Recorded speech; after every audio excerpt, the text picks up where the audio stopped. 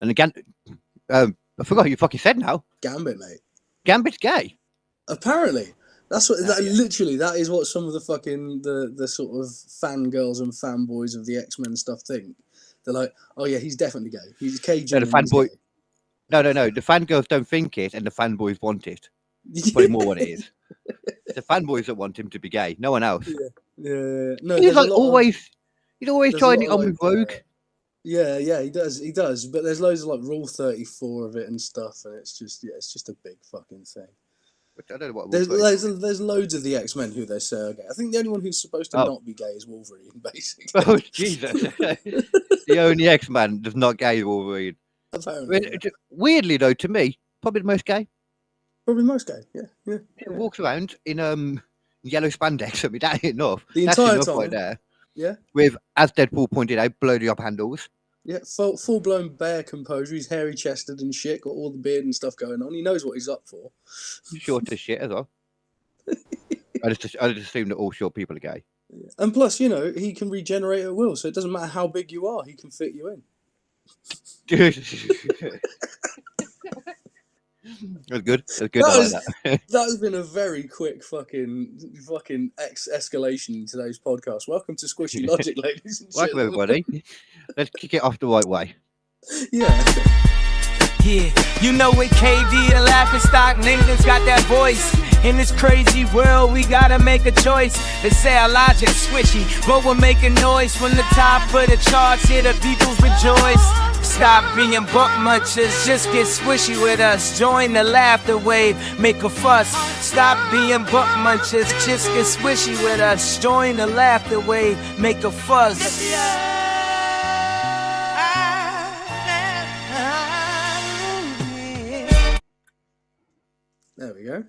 There we go. So, yes, as you said, welcome everybody to Squishy Logic, the show where myself, KD Hinken, your comedic babyface, and everybody's favourite laughing stock sits down with my man, my podcast partner guy normally here, but he's in another place right now. Introduce yourself, because that threw me off.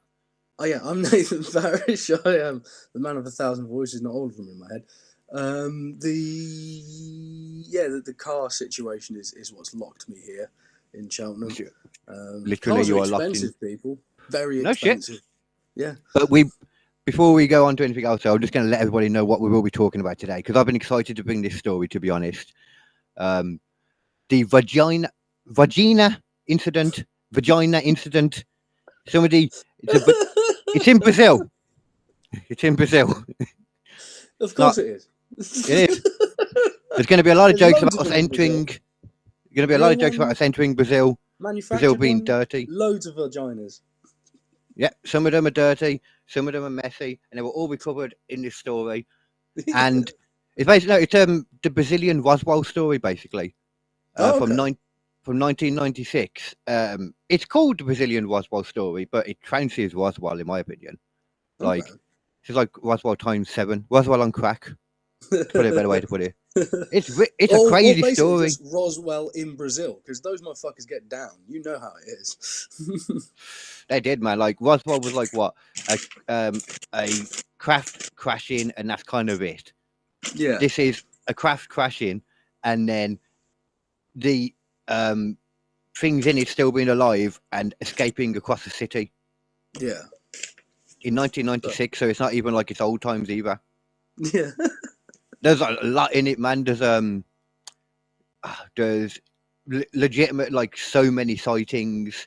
There's all the stuff matches together, like all the eyewitness account, all this stuff matches together. There's a smell that follows it everywhere. There's X-rays in a hospital. There's Americans. There's fucking Men in Black. There's Americans. God damn, they get everywhere. they do. If there's aliens involved, Americans want to be involved. That's true. We'll be getting to that then, like, in not too long, but that kind of brings me on to what's going on right now as well, because I think we might likely have some aliens floating about over the UK right now. Ooh. Yeah. Did you know we got sent a load of nukes by the Americans? No, I didn't know that. We got sent some more nukes, kind of normal anyway. Anglesey, we have a base that, has nukes and stuff, and they got some new ones. But since they've got them, and just before as well, for like a week, I don't know this was about a week ago when I read it, so I don't know what's been happening the week since, but about half a week ago. But for about a week, they've been having these tiny drones flying around and getting in the way of everything. And everyone assumed it was Russia. It's been put as Russia, which it probably is Russia. But the weird thing is, though, that they've got their badass drones set up to like get them out the sky and shit, take them over, etc. But they haven't actually been able to capture one yet. Okay. Even though they should be able to. But I mean, for all we know, it's an alien spaceship. If you think you can capture something that is able to transverse its way across the fucking galaxy. No, these are drones I'm talking about right now. Oh, right, the drones. They think they've been talked about as drones, and I'm sure they probably are, but it's just interesting that we haven't been able to get any. Yeah. It's like, what kind of drone tech are they using? Fucking hell.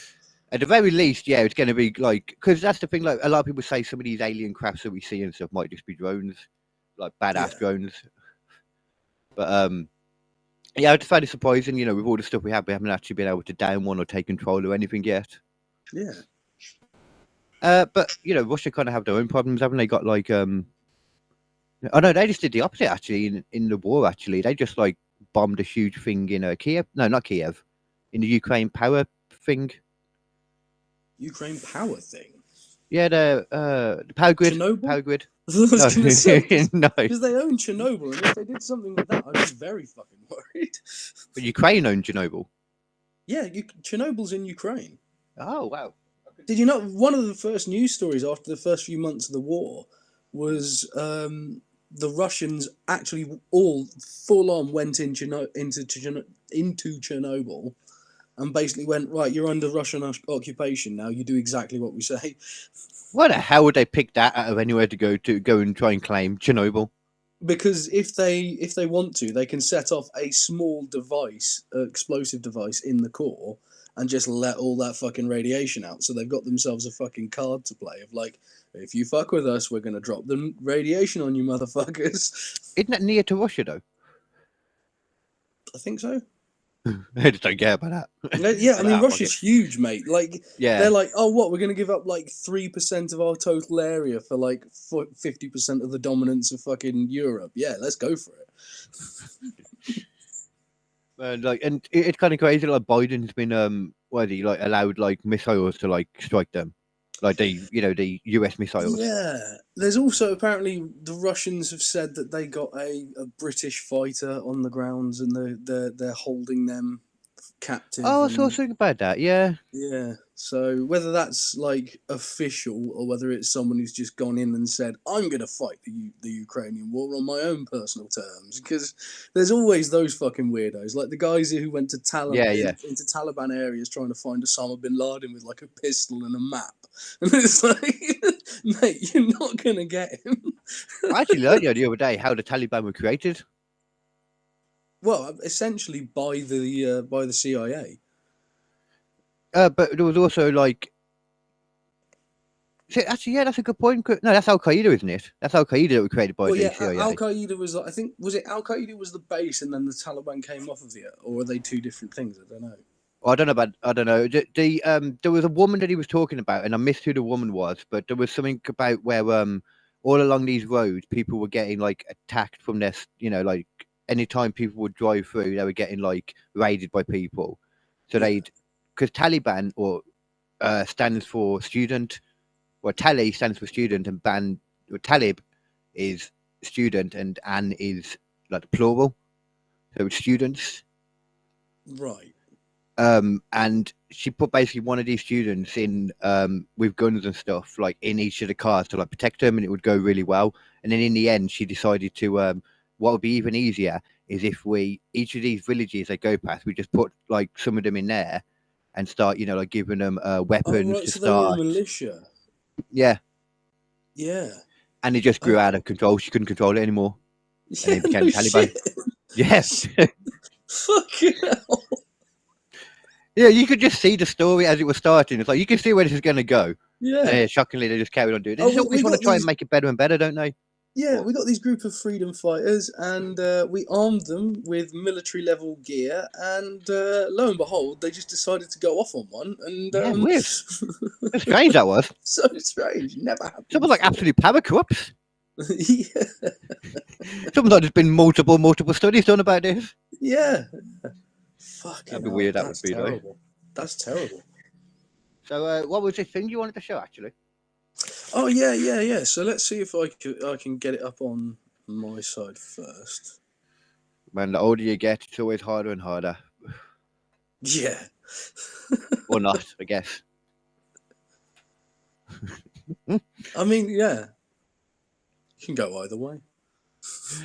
But you said it was something to do with the shorts and that, which once again, is not a good term of phrase for it, but to do with the shorts that it was on about.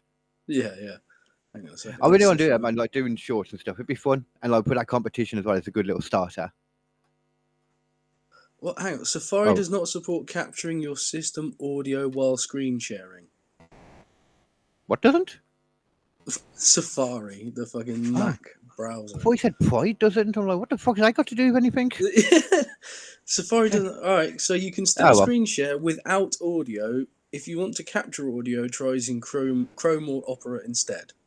Oh, okay. So you can just screen share, but is it videos? No, just screen sharing. It's just a Photoshop thing I've been working on. Oh yeah, but it should be out. That'll work then, won't it? Yeah. I won't be able to say anything, but you'll see what I've done. I know. I think it would mean the audio for the screen that you're sharing.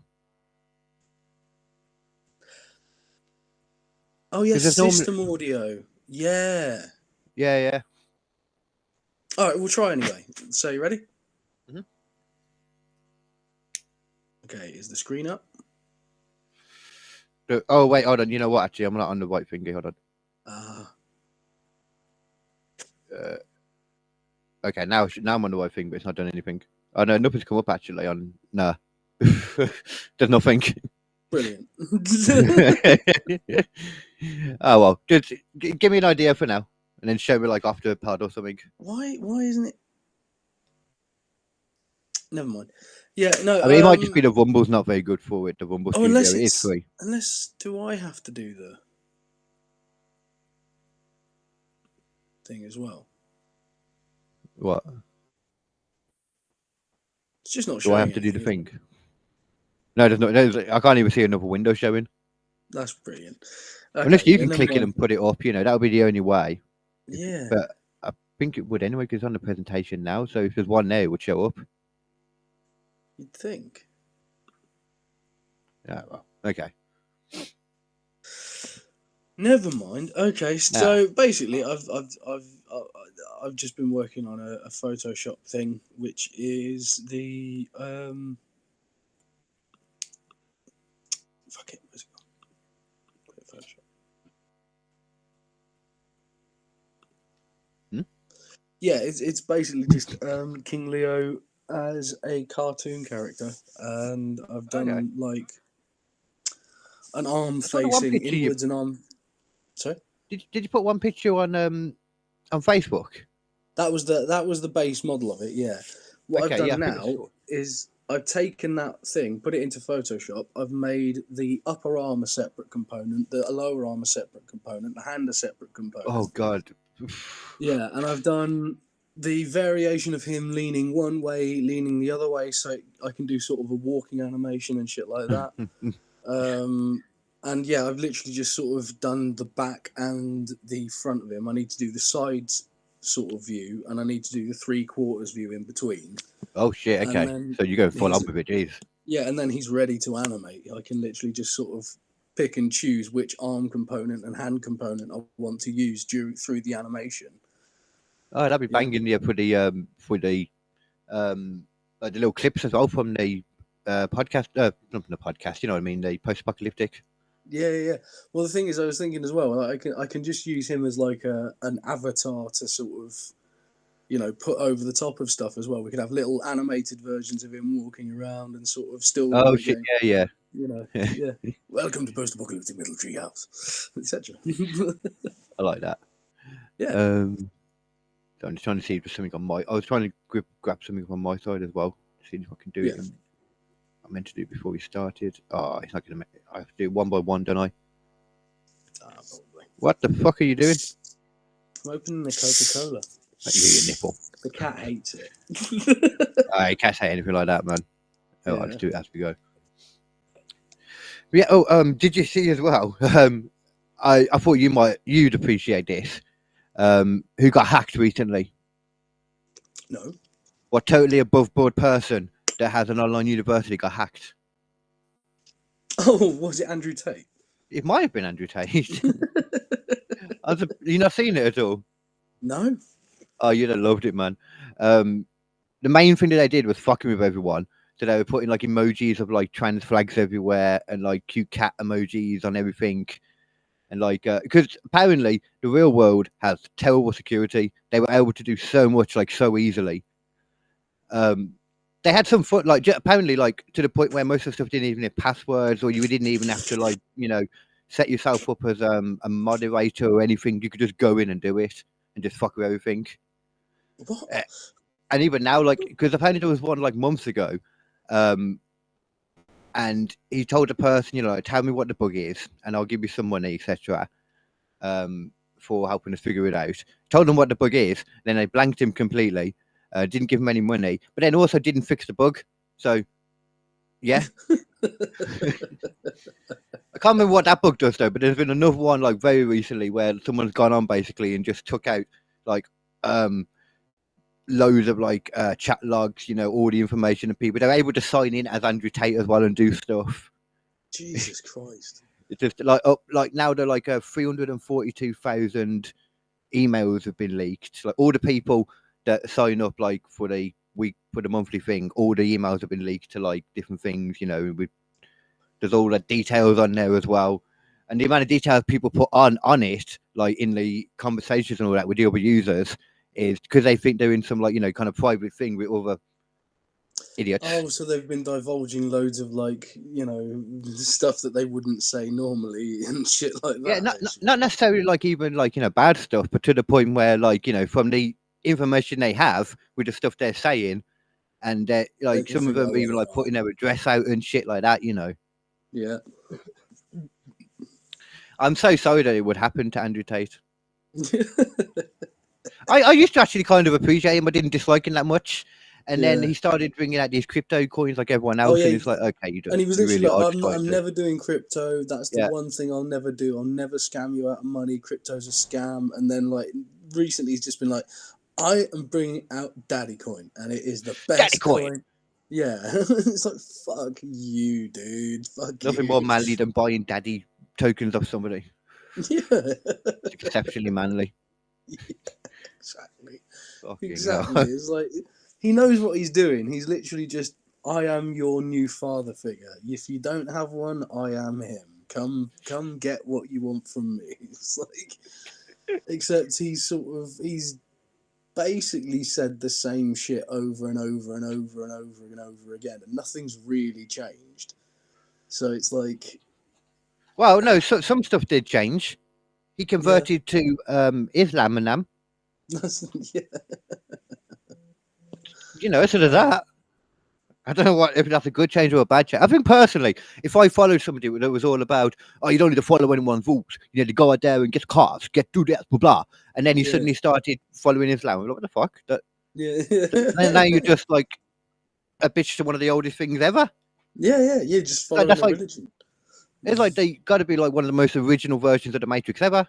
Yeah. And that was another thing as well. Somebody pointing out about, and I never thought about it before, about how much of a geek Andrew Tate is. Because everyone else geeks. Yeah, he's constantly talking about the Matrix. He's always like playing chess, and he's like apparently the people like in his thing are ordered by like if they're a rook or a knight or a bishop and all that. Wow, that is ridiculously nerdy. Holy shit. That is so nerdy. That's like so nerdy. It makes me like him a little bit more again. Well, not that there's anything wrong with chess. Chess is great. Chess was banned. Where was it banned now? Turkey might have been at one point. I might be conflating that actually with something else I heard. Because Discord's banned in Turkey. So I think I'm conflating that with another thing I read earlier. But it's banned somewhere, chess was, for a long time. It sounds Don't know about if right. It sounds like something where people are like, no, that could give people too much thought. Probably. That's exactly what I thought, because I know it was a war-torn place. Yeah. It's Yeah, exactly it's the probably kind of like thing that went Burkina through my mind. Faso or something. Like one of the places where like the people were like, hey, do you have glasses? That means you're smart and that means you're dangerous. So we're going to kill you. That's why I hide my glasses when I come on podcasts like this, you know, Yeah. put my contacts in. Yeah, just to be Just have sure. people- Just to be extra safe. You can't be 100% sure. Exactly. I don't want people thinking I'm too smart. It's an issue I have all the time, you see. Yeah. I can't even say that with a straight face.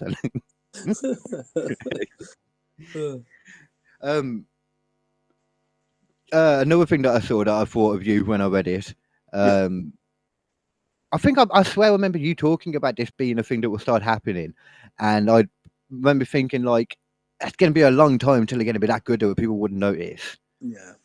AI videos. There's channels that are literally just bringing out AI videos, and they're getting so popular. South Park one especially. And the worst part about it, when I was watching a video by Blooms. Do you know that person? No, I don't think I do. It's just like a person standing there, or like a drawing of a person with like a flower on their head. They used to do a lot of South Park stuff, and they came across like this channel, and they did like this long investigation with other people, basically, that straight up confirmed that this channel was just all AI run. Yeah.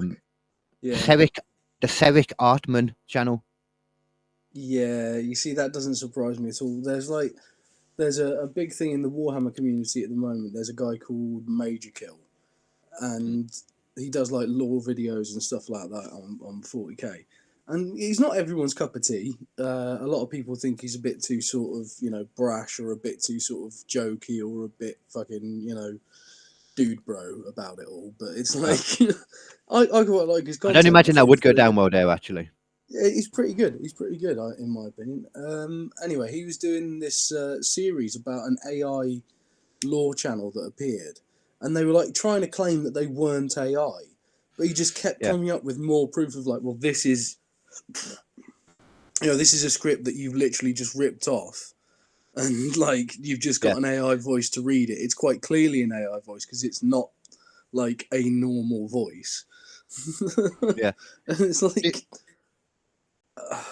See, some of them, like when you can tell, it's a bit easier, and some of them is very obvious to tell, and it's like just bad stuff sometimes. Well, this one's pretty good, but the thing is, if you know what you're looking for, you can kind of tell, because they never have like a unique inflection to anything. They never have a different way of saying something. They just sort of follow along with it. There's an AI video I was watching the other day, right, and it was literally just.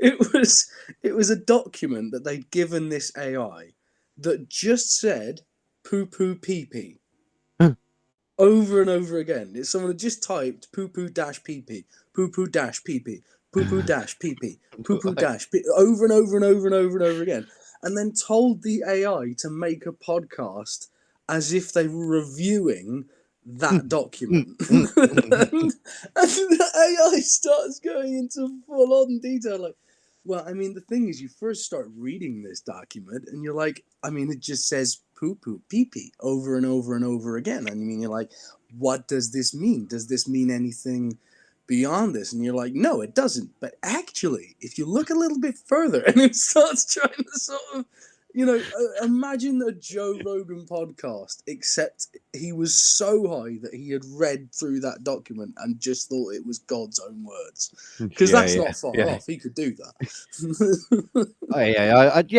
I'd believe that. I could believe that he could do that. Yeah. The kind of shit that he already believes.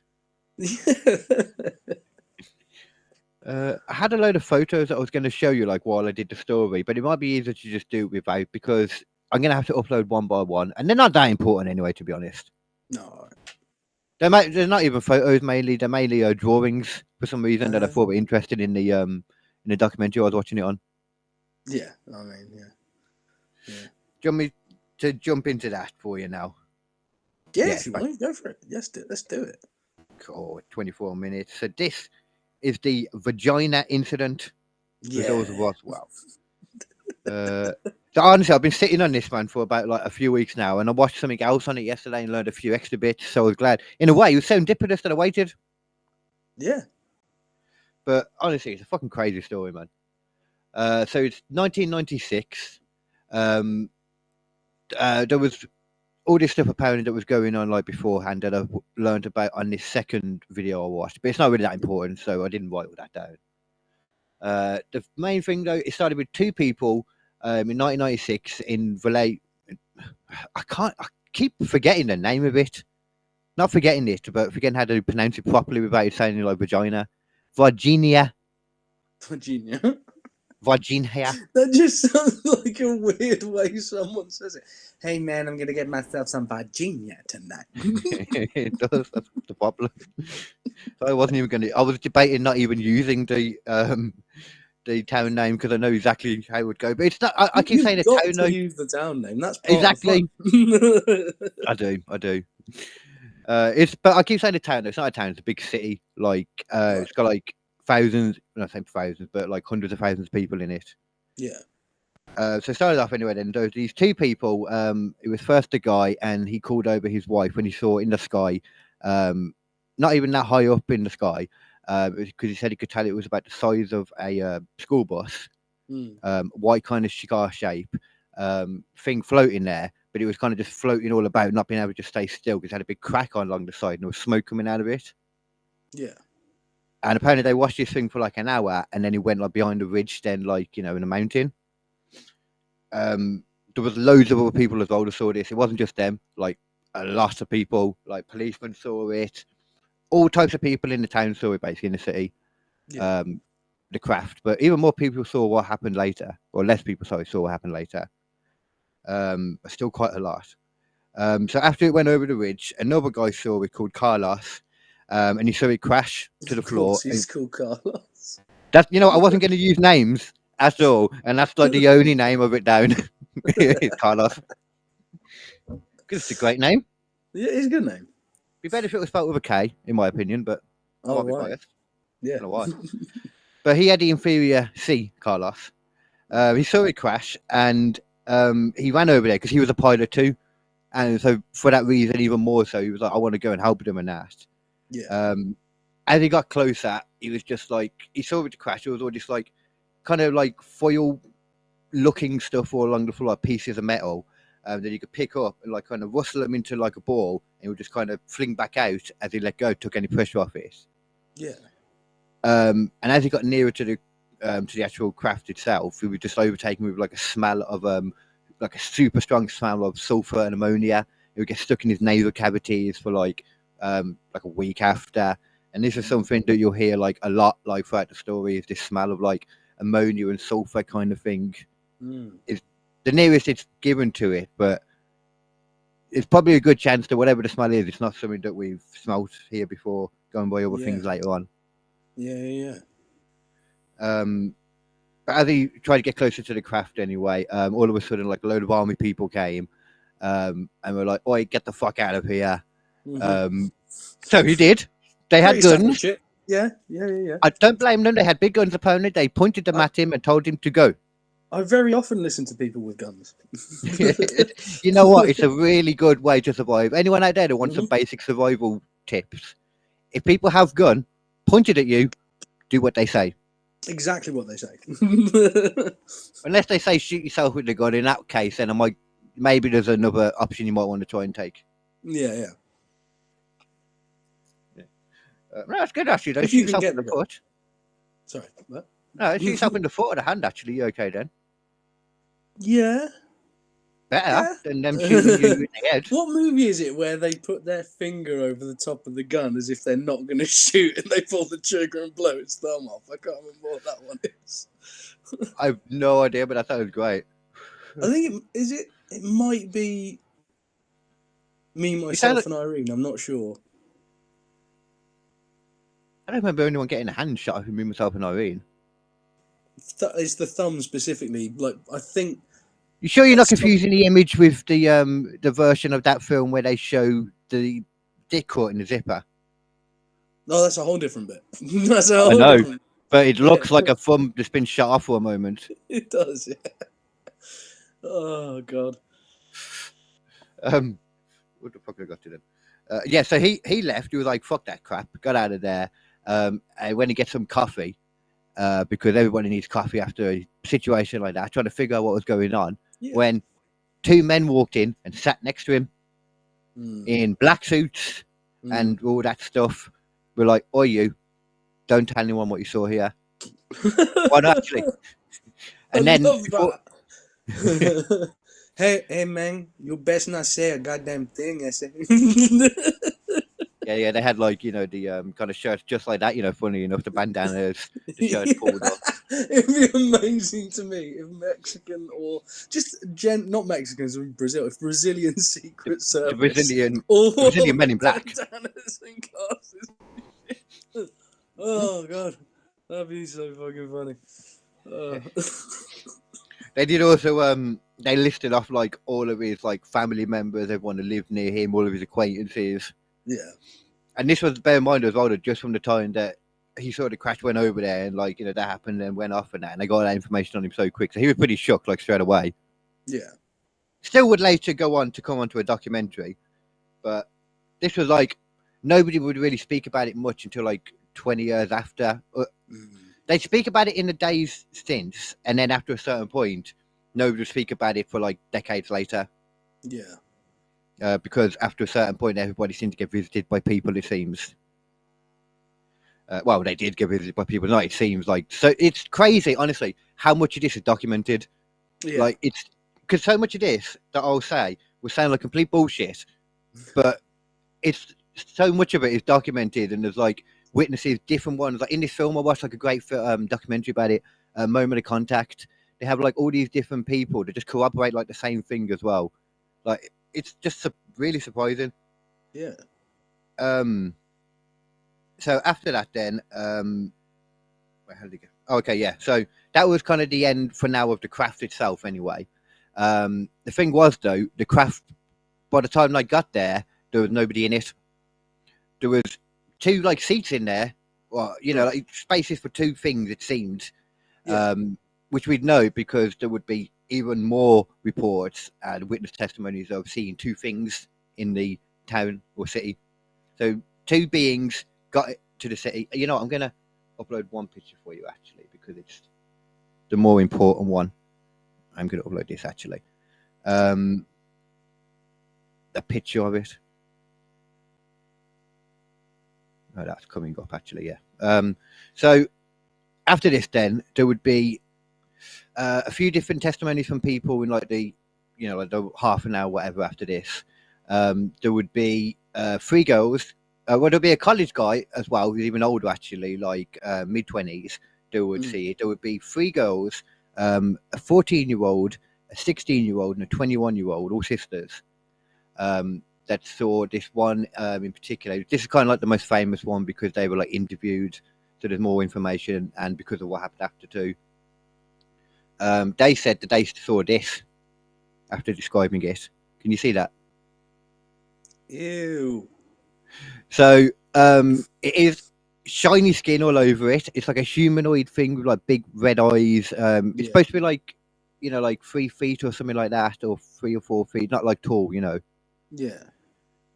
Stunk. Stereotypical like greys look, but like weird. Like a tiny grey in it.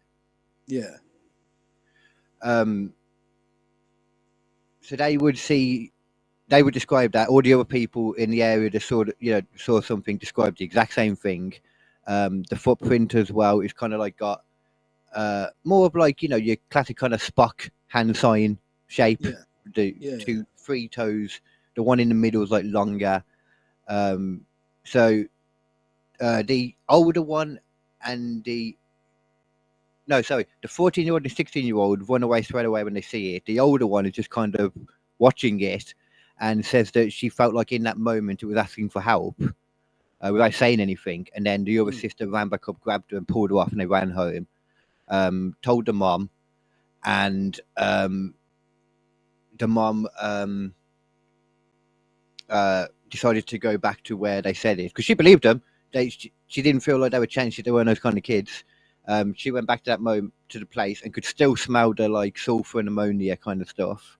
They were interviewed and, you know, went back to the house, and we'll come back to them in a bit anyway. Actually, no, you know, I'll mention now. like sometime after this, like later on after the rest of the story's finished, she said that a guy came to her house, came in the door, and then like 3 more people came in, all in like black suits, etc., and offered her like a load of money, like a briefcase load of money, saying, "Your kids made up what they saw, didn't they? You make sure that they let everybody know that they made it up, didn't they?" Yeah. Just tell them that they're stupid kids. Yeah.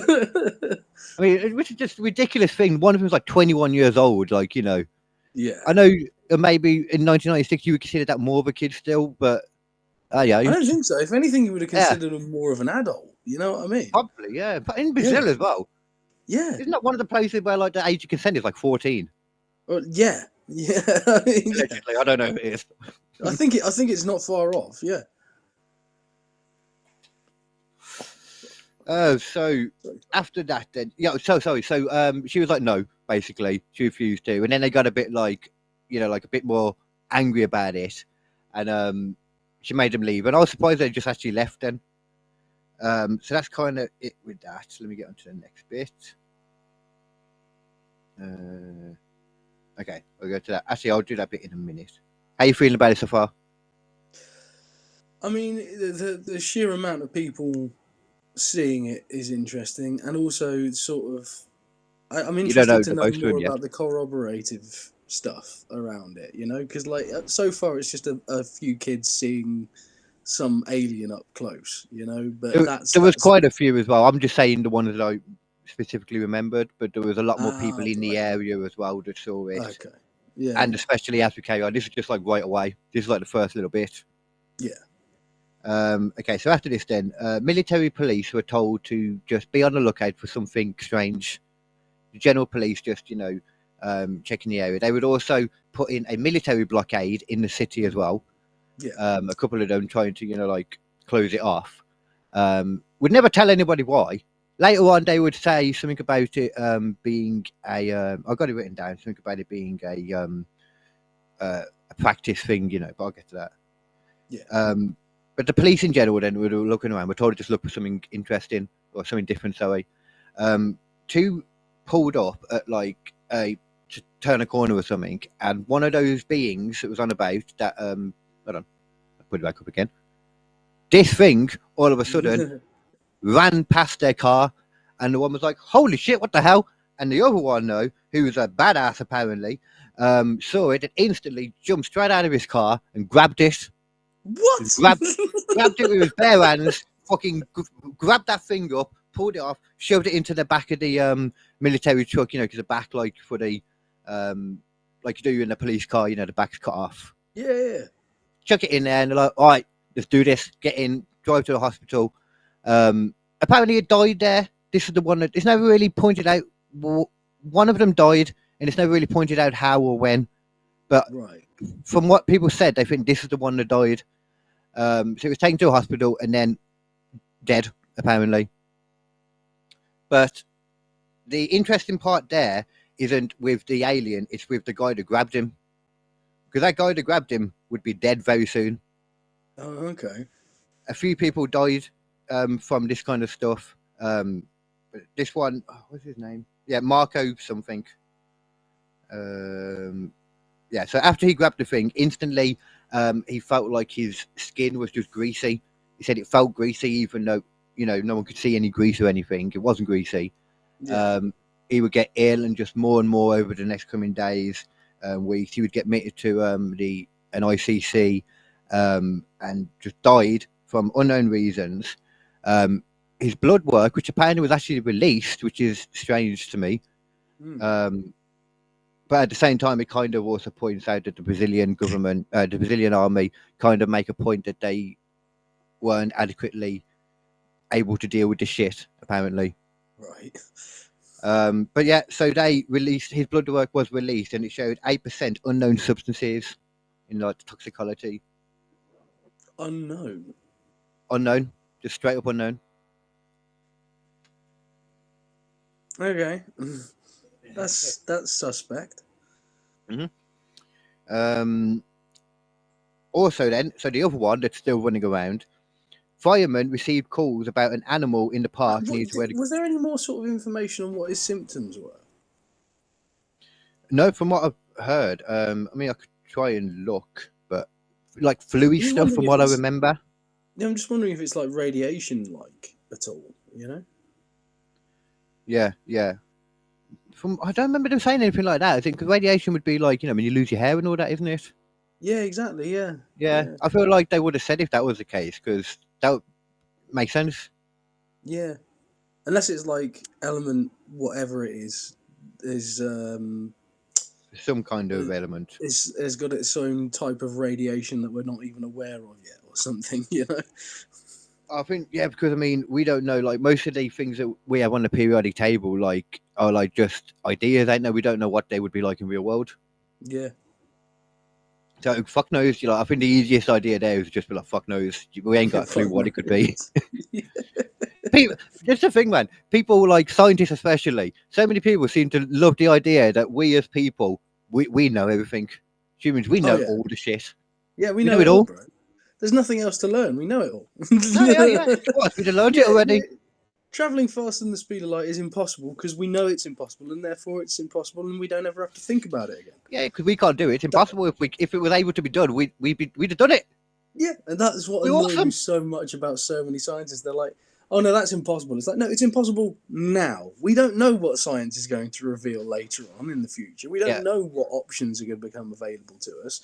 If you said to people, a few thousand years ago, "Oh yeah, what you'll do is you'll take this really explosive, flammable liquid, you'll put a huge tank of it next to you in this moving automobile, right? And you'll have it make loads of little explosions constantly that will propel you down the road." And they'll be like, "What the fuck are you talking about, you And then madman? eventually, Someone call the witch hunter." and then eventually, you'll do the same thing, but you'll put wings on it and do it in the sky with a bigger tank and more people. And not only that, but we'll get to a point where they can go so fast that they can go faster than the speed of sound itself. At that point, you're going to sound like an absolute wackadoo. Especially when you can't point travel out how faster than the early. speed of sound. That's stupid. Especially when you point out how early we're going to do that compared to like now when we can't do anything. Yeah. I was shocked when I learned how early like we broke the speed of sound. That was like in the 30s or something, wasn't it? Something like a long time ago. Yeah. The first supersonic aircraft was, I think, for mid-40s, early 50s, something like that. So yeah. I think we'd already done it on land, hadn't we, before that? Oh no, land came after, because land is actually more difficult because you've got to try and get the sort of the shudder to stop. You'd imagine, because air gives you sort of a sort of flow over both sides. Whilst if you're on the ground, if you've got even the smallest little lump in it and you're travelling at 600 miles an hour, that's going to send you fucking flying. You don't have it. I'm scared of steam trains more than anything. They're the things that fly nowhere. I don't know why I said that. There was something the other day. I think it was a conversation with you. I can't remember what it was. Yeah, it was literally, they thought that if someone travelled faster than 30 miles an hour, it would kill them. Yeah. They're like, it's impossible.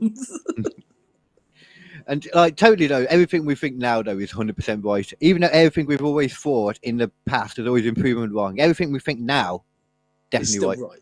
Totally. It just is, yeah, of course. So fireman though, going back to vagina. Nice. Fireman, vagina. It's really hard to say from my pronunciation. It just generally sounds like I'm saying vagina every time.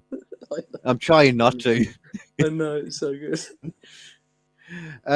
So the vagina fireman people received calls from all over the town about not from all over town, sorry, from this particular bit, this park near to where the girls had seen this humanoid, because a lot just said there's this animal running around and it's just weird.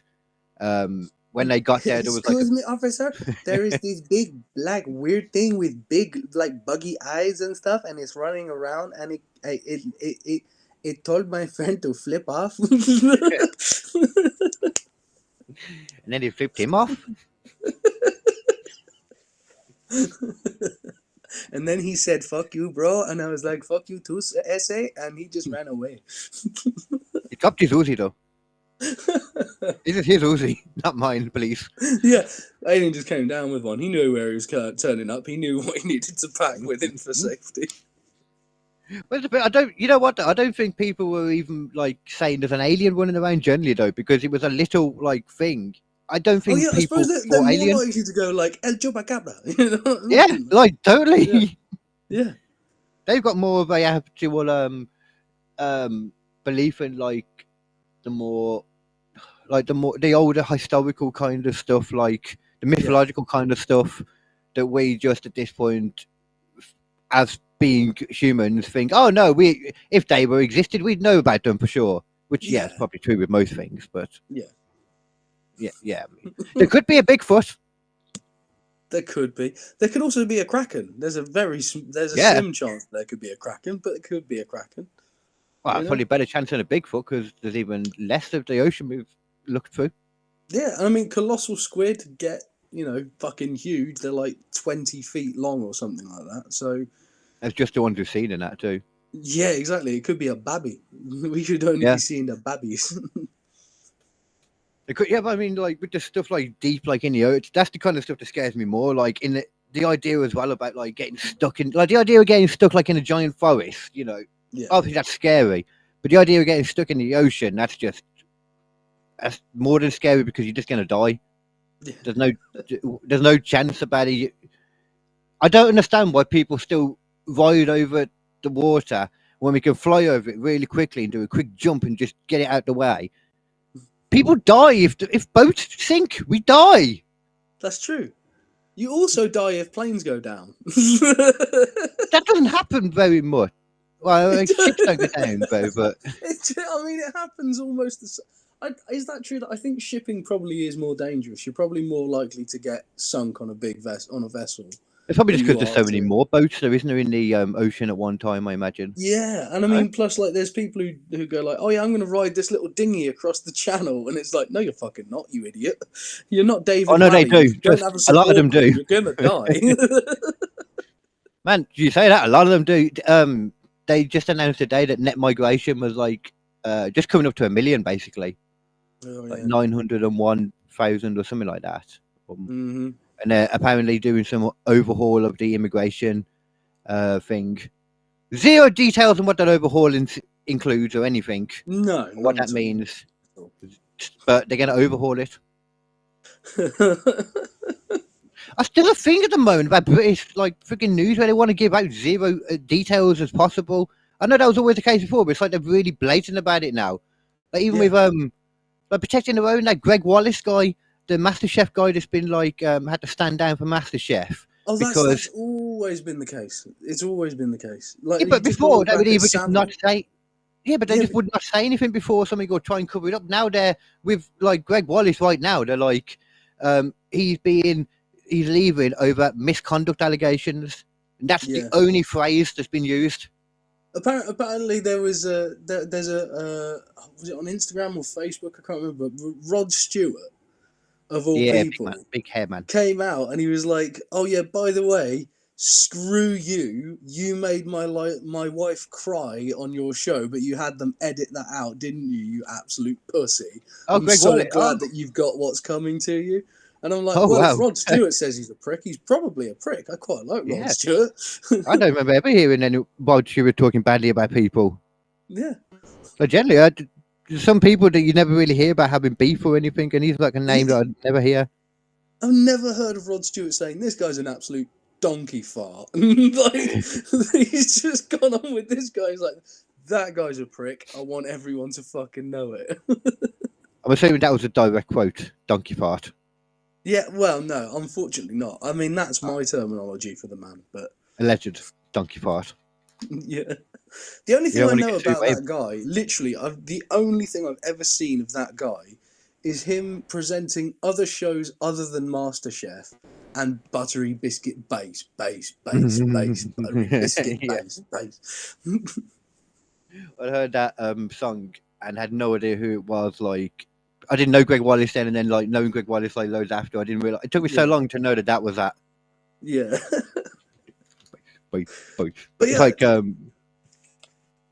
I mean, it seems like Yeah. pricks always seem to make their way to the top in the BBC. There's something about that. It happens in the comedy world too, man. I saw one of the announcements for I can't remember what it was on for Comedian of the Year, James Cook, and I was like, what? Which one's James Cook again? James Cook at the King's Eve guy that thinks he owns King's Oh Eve. yeah. Yeah. Can't remember. I put some salty comment on it, a jokey one, like jokey and salty. You know, I can't remember what it was now. Yeah. Anyway, so the fireman. That's what I got to, wasn't it? The fireman had been called to the vagina bush. Oh yeah. And they were like, clear out this bush from the vagina. You need to get in there and get this animal that's been tearing around the bush. Yeah. The vagina bush. So they did. They spent 2 hours straight tackling that vagina bush. Nice. 2 hours. And mainly because they were so scared of the animal when they saw it, apparently. Which, fair enough, from the picture of it. I mean, legitimately, if I just kind of saw that, I'd poop myself too. Even if it was apparently cowering, you know, like, it was so thin and feeble, it couldn't do anything to anyone. And it was just cowering, like, away. I'd still be shit scared. Yeah, I'm not happy to see it. You know? Even in the drawn form, I'm like, I don't necessarily want that to be viewed. I don't think it's acceptable. I need to check the This little naked oily man. Yeah, I need to check the timing of this. I wonder when E.T. came out. That's a good point. That is a very good point. But I'm E.T. wondering if wasn't oily. I didn't get the feeling that E.T. Well, actually, he did look a bit oily, didn't he? Nah, he didn't look oily. He looked dry as hell. That finger was designed for probing, mate. You're telling me that doesn't have a little bit of lubrication on it, just getting closer and closer and closer and closer and closer. That's if you hoping you had lubrication on it. That's how it is. I still love the fact that if you actually use the logic, the reason why he was able to move the fucking bike is because he was a Jedi. What?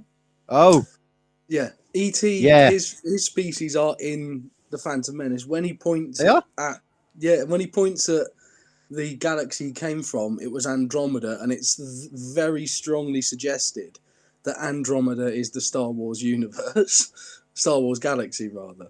So that kind of makes sense then. Now, in that case, though. Dude was a motherfucking Jedi. That's how he could levitate. It is an unofficial Star Wars movie.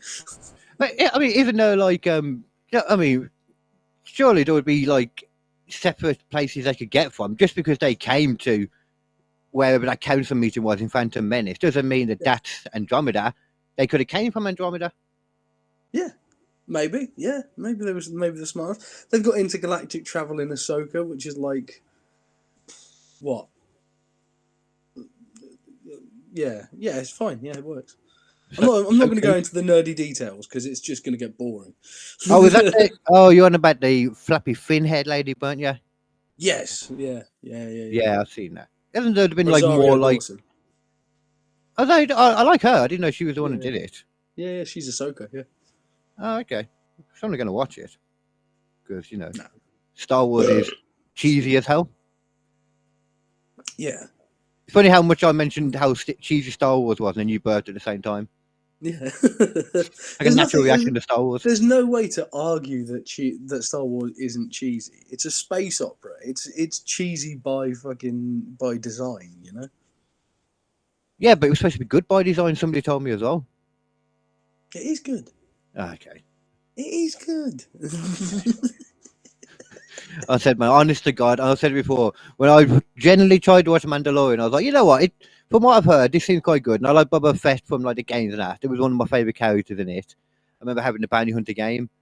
Yeah. Another badass game.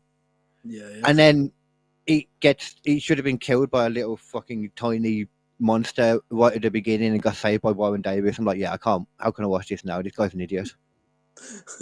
Fucking tard. Like, how is he not dead? He's a space tard.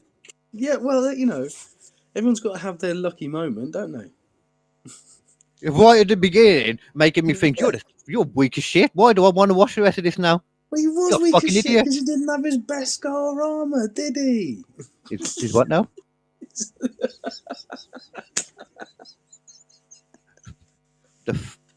A god of armor? Beskar armor, bro. Oh, okay. No, that wouldn't be why. That would just That stop was his, him. that That was his would just magical armor absorb that it. deflected bullets off of it.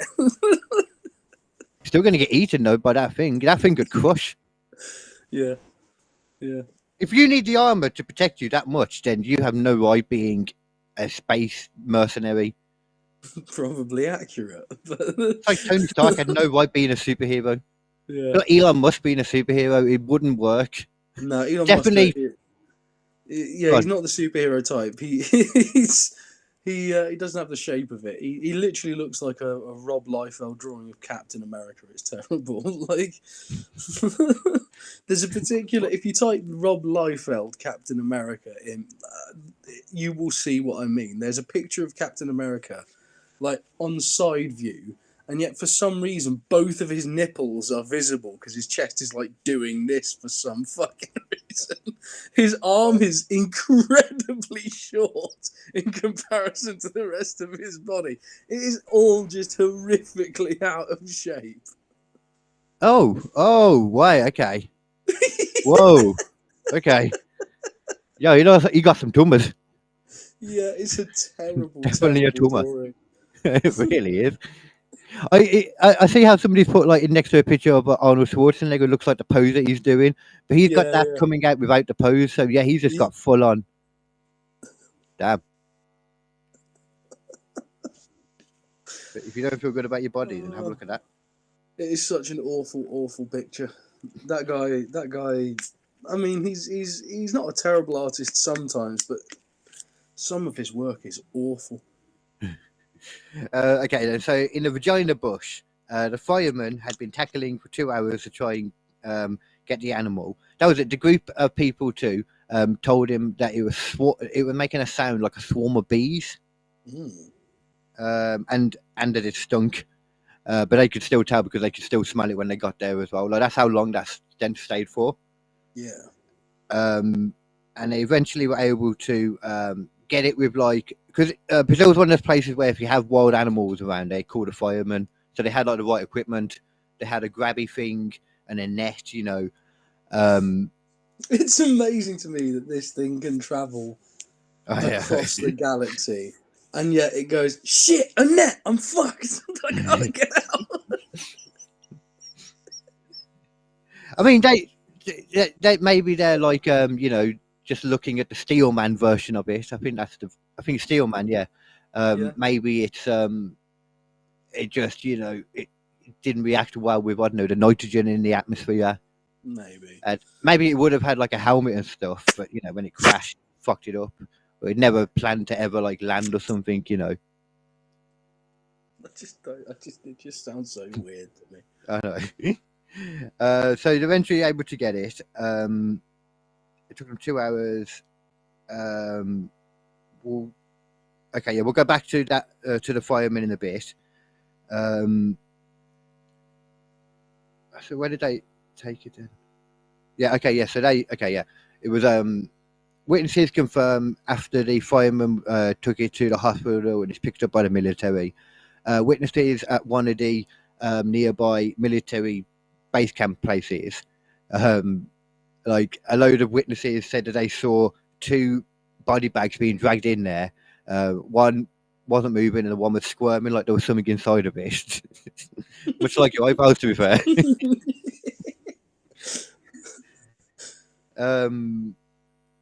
Okay, and then then what would happen is they would all get taken into a car and driven by a guy who would later come out and speak to some people like decades down the road.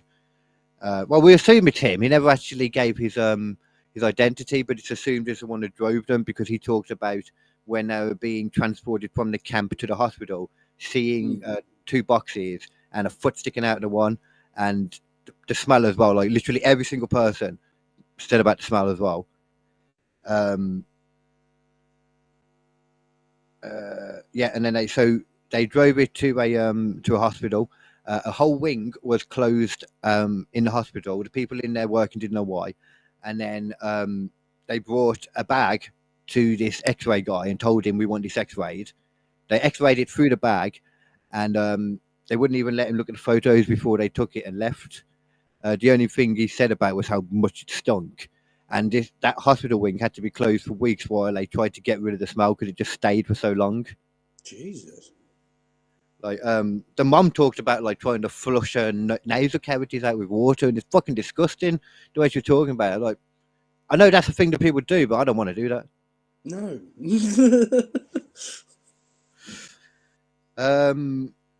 The hospital wing, had to be shut for what it is, and then one of the firemen that was involved in capturing him, even though apparently none of them touched it, died weeks later due to unknown toxic poisoning.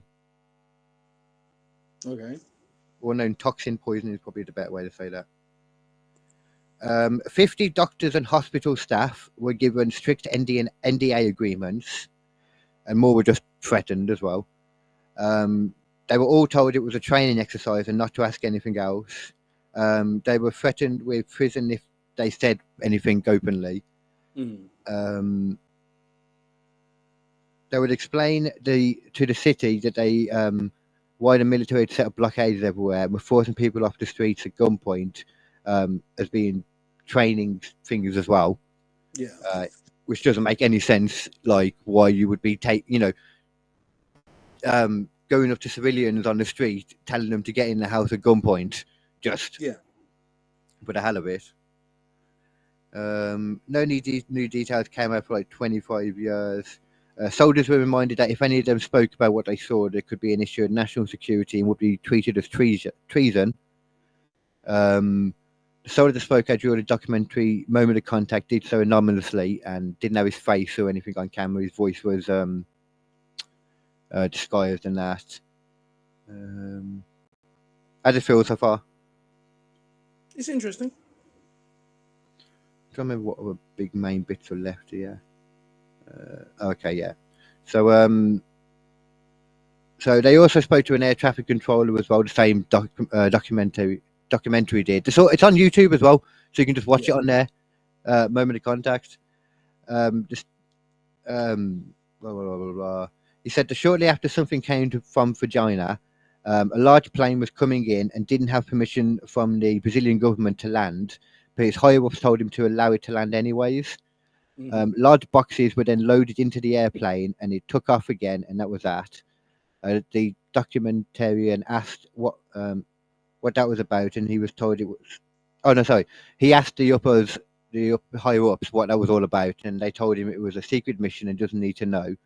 But he did remember one thing about the plane, though, and in the documentary, he referred to it as an USAF plane.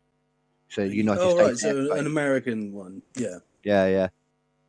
There's a few more little details there, but it's kind of just going over the same thing. Like him saying about like the box that he saw, like with the same foot that the mom drew, and this other person, said about. That's the main crux of it. Like this town, like so many people in the town talk about it, like, and they're talking to like the mayor when they went there. They were talking to a few different people, like the embassies and stuff. They were just like, "Yeah, man, that." Just talking about it like it happened, you know. Yeah. One of them very open secrets, you know, in that part of the world, basically. Yeah, it's weird that like actual government people were involved, documented. You know. Like loads of it, like the NDAs were documented. The fact, you know, like videos and stuff, because it's 1996, it wasn't, people didn't have phone cameras, but they had video cameras and stuff, and like, you know, news were down doing all reports on it, like interviewing the kids and that, interviewing a few different people. Yeah. It's I see really what you mean. weird. It's more. There's more to it than Roswell. Yeah, by a a lot more. significant margin, and there's no reason to say that, you know, for any reason the Brazilian people would want to have this association more than anyone in America, if you know what I mean. It's not like there's a government going like, you know, it'd be great for us in tourism if we just say this entire place was fucking just invaded by aliens. Yeah. Like the town itself, like, of kind of like or at least not more so than anywhere in America, I mean. You know, sorry, anyway, continue. Yeah, well, the city is like, you know, kind of, they've got like a statue up of like a UFO in like kind of honor to it. So they're 100% in. City, yeah. Yeah. I keep saying town though. It's like a proper city Yeah. with a proper amount of people. I don't know. No, six there's a lot less people, so I don't know what it would be now. Yeah. Like everywhere's got a lot more people now. We all keep banging. We be banging a lot. Yeah, Even we people just in keep this on place after that. creating more and more people, even though we just don't need them. They just keep on we making them. don't. We don't need the ones we got now. No.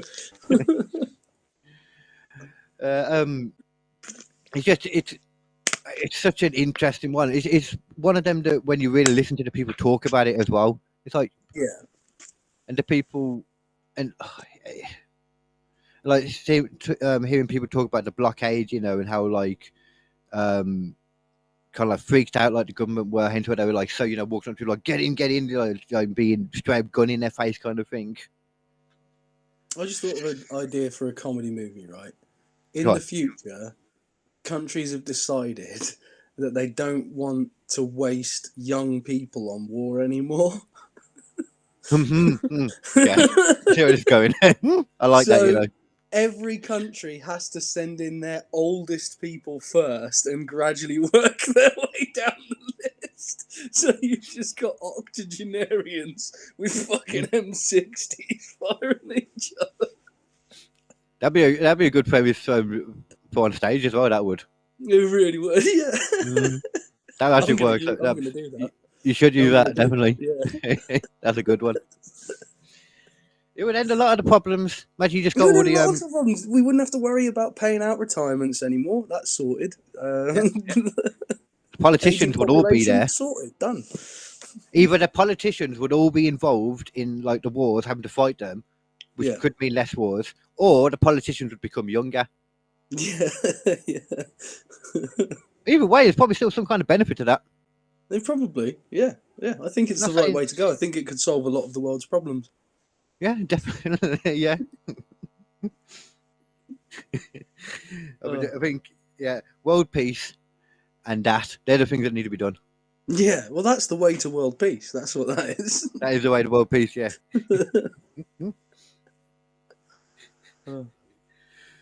So just getting rid of the thing on here, one sec. I'll just double checking. I think that is everything covered from the vagina story. The main That's pretty stuff good, anyway. That's a pretty good one. I'm not disappointed by that. And the way that everybody as well, like that's one of the corroborating things. Like everybody as well, talking about the same smell, describing it the same way too, like the ammonia and sulfur kind of smell. Which does sound a bit like something's like decomposing, or like, but in a weird way. You know what I mean? Like not necessarily in the same way that you'd expect a human being to smell when it decomposes, or a rat or something. You know, right? Like kind of like it's like reacting to the air and like melting away or some shit. Yeah, or either that, or like just the bacteria is just because it's not used to it. Yeah. It's the War of the Worlds theory, as I like to call it, because they try everything to get through the shells of these fucking striders, but no matter what they do, it just bounces off the shields until at one point these aliens get outside and they start trying to terraform, and as they get outside, they get infected by just bacteria that is just around and about on Earth that they are completely unprepared for, because they've come from Mars, which is a sterile environment. And I mean, it's a very good theory that if we went to any planet, literally any fucking planet other than our own, and landed there, there's a pretty good chance of one of two things happening. Either our biology is so very different from theirs that their stuff just doesn't affect us at all. It just literally doesn't know how to affect a human body. Or, far more likely, it's going to be vaguely similar sort of building blocks for life, and it will be able to just fuck us up with no immunity from us, because it's a completely different evolutionary chain. Because you do hear that a lot of times, like the theory that everything would have the same basic building blocks. Yeah. Or something, not necessarily the same like elements and all that, because you already see that's not the case. Like they've always thought about everything has to be a carbon-based life form, but we've already seen evidence of things that aren't. So yeah, you can have silicon-based. You can have arsenic-based. I've seen, I think. Yeah. You can have a silicon-based thing that drinks ammonia. That's perfectly legitimate. one of them they found like on this planet as well, because I remember like technically they found aliens once. Yeah. Tech- properly documented, where nobody debates this. What? What? Yeah. Oh, well, aliens in the sense that it's not a carbon-based life form. Right. Okay. Okay.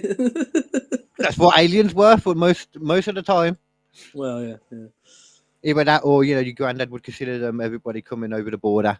Yeah. Illegal Those aliens. goddamn aliens, legals. Actually, I keep hearing that term being used again now. Aliens like that. Yeah. It might have been by Joe Biden. I'm not sure, but that would make more sense if he was. There's that song though, isn't there? I'm an alien. I'm a legal alien. I'm an Englishman in New York. It's a Sting song, bro. It's a fucking Sting song. We were watching South Park yesterday. Me and Matilda. I've managed to get her onto South Park. Oh, right. And we were watching the episode with Phil Collins in it. It's the one where Timmy's first introduced, and he's just offended for Timmy's sake when Timmy isn't offended at all. He's like, "Oh, man, what are you doing? Letting people laugh at your child like that?" And it shows Timmy's parents, and it's just like, "Marg, Helen."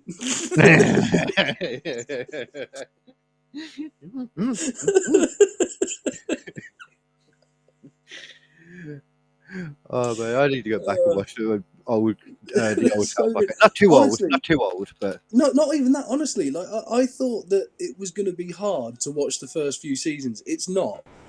About halfway through the first season, they already find their legs for what's funny on South Park. It's ridiculously quick how good they get into it. How early is the whole Timmy stuff then? Because I remember that. Timmy's season 4, early season 4. Oh. See, that feels in my head like that was like so much later. It feels like it was like season 6 or 7, doesn't it? But no, they've got such a...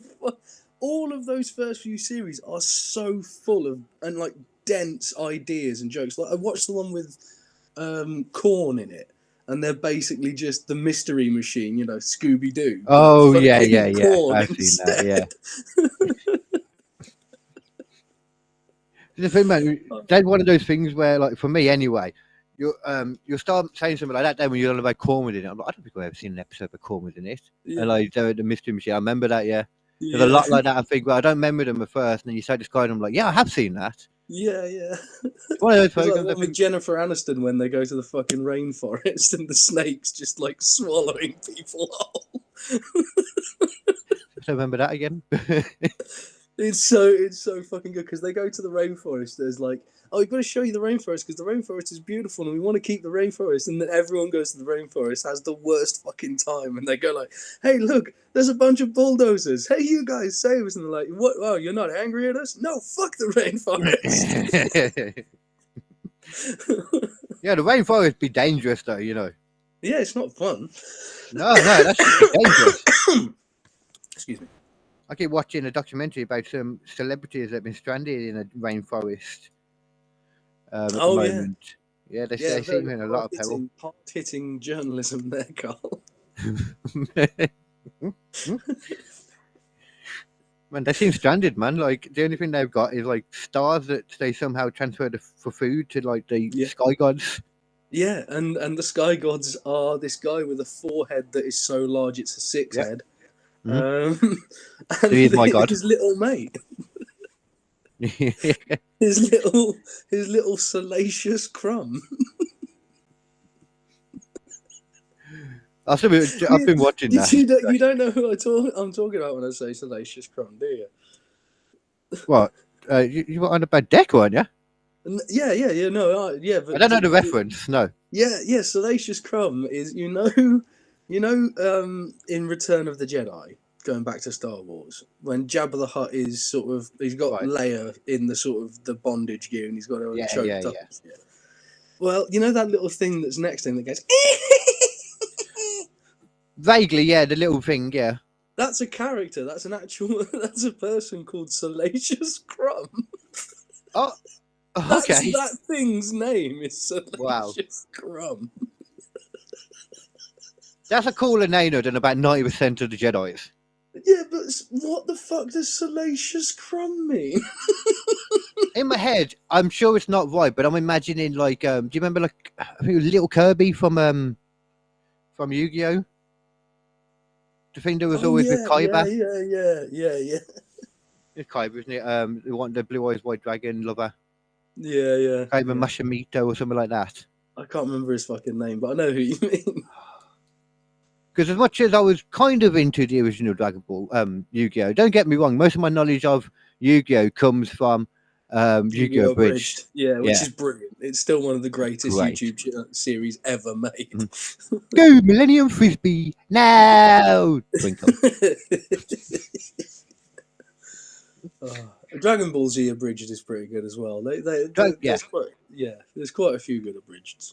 I still don't understand whatever happened with that because they still kind of try and talk like it's going on, like there's every now and then something will come out. It just stopped. Yeah. Remember that was one of the... they probably got a cease and desist somewhere along the line because they were literally just using all of their footage and just putting different words over it. Yeah, it was getting a lot of traction, wasn't it, to be fair? Yeah, that's the thing. It's like once it gets big enough for lawyers to be interested, that's when you have problems. Not just lawyers, but Japanese lawyers. Yeah, they are particularly litigious over there. If Nintendo has taught us anything. Yeah. Well, they have to be fair. They learned, like, meth attacks didn't work. Yeah. So they go to litigity. Litigity. That one? Litigged. Yeah. Have you been playing anything lately? No, I've not really had the opportunity to play any games because all of my console stuff is sort of packed over at my dad's and the car won't let me get there. So. Oh yeah. See, that's why you need to start using the cloud gaming more. Yeah, I would, but excuse me. The annoying thing is, there's certain areas in Cheltenham where I get 5G, and therefore I'd be able to just stream it off my phone and not have an issue. Yeah. But not around Matilda's, and their Wi-Fi isn't quite up to snuff to be able to do, online gaming essentially. So, yeah. I mean, I don't think you need that much for the Xbox. Actually, I don't know. I'm really not sure. Actually, it's still a reasonable amount. You've got to have a pretty good one. And the thing is, it's all right if no one else is around, but if someone else wants to use the internet at all, you're not going to be able to do anything. Yeah, I was just thinking about it then when I was thinking, like, when I'm on my own using it, sometimes it's great, but as soon as I try and do anything else with it as well, or like anybody else is on it, which doesn't happen that much because, like, my mum, for example, isn't doing much of it playing the games most time or painting diamond things. She's not downloading mass amounts of pornography or something. No. She's quite happy with her soaps and her hobbies. So yeah, there's nothing wrong with that. No, she just knows the time to download the porn is what I mean. She knows the most opportune times. I'm not even gonna say what I was thinking. Then I was about to say, like, I wonder if there's like an OnlyFans person that does, like, out of like a hospital bed or something. There has to be out there though. There has to be people who are into that as well. There's definitely there's people who are into everything, man. Like, man, when I was watching the Australia thing the other day, the jungle, I forgot to write this down to like mention to you. We was on about going to like Australia for like stuff. Like I didn't realise to the level that they're at now with how like arsey they are and how much like they put kid gloves on their people. Like, you need Australia's terrible for it. Even back when Left 4 Dead came out, they weren't allowed to release the full version of Left 4 Dead because it had blood in it, and you were shooting people who were referred to as infected. It didn't matter if they would have died beforehand and then come back as a zombie, and that's what they meant by infected. They were going like, "Oh no, these are sick people and they need help, not shooting." They need to understand their gaming lingo better. Weren't they one of the ones that were asking about GTA as well? Oh yeah, they basically anything that's got any kind of adult theme to it at all is going to be offensive to Australians. Apparently, they're one of those, like that kind of stuff makes the people more violent, which so many studies show that that's not the case in the slightest. No, in fact, if anything, it's the opposite because people just go, "Oh look, I can watch all this crazy shit happen in here, and I don't have to go and watch actual nasty shit happen." or vent out the stuff that they might like not even realize that they might think about doing in real life eventually, because Yeah. it's just completely been vented out at this point on a game. Maybe, yeah. I reckon there's a case for that as well, 100%. I reckon there is. Yeah. Like I mean, maybe Manhunt was a bit far when it was on the Wii, when you had to like use the stuff to choke people and that. yeah. But it's still great. But I don't know if that one would be stopping people. I don't think it would make any either. But it would just be a No. it would do nothing. Yeah, overall, it's a sort of a negative lot. Like, there's no issue with having it. If those people are going to enjoy that, they're going to enjoy that. Yeah. And even then, I mean, they've showed multiple times that the psychopaths don't like it because it's not real. That's why they don't like it. Oh, is that a thing?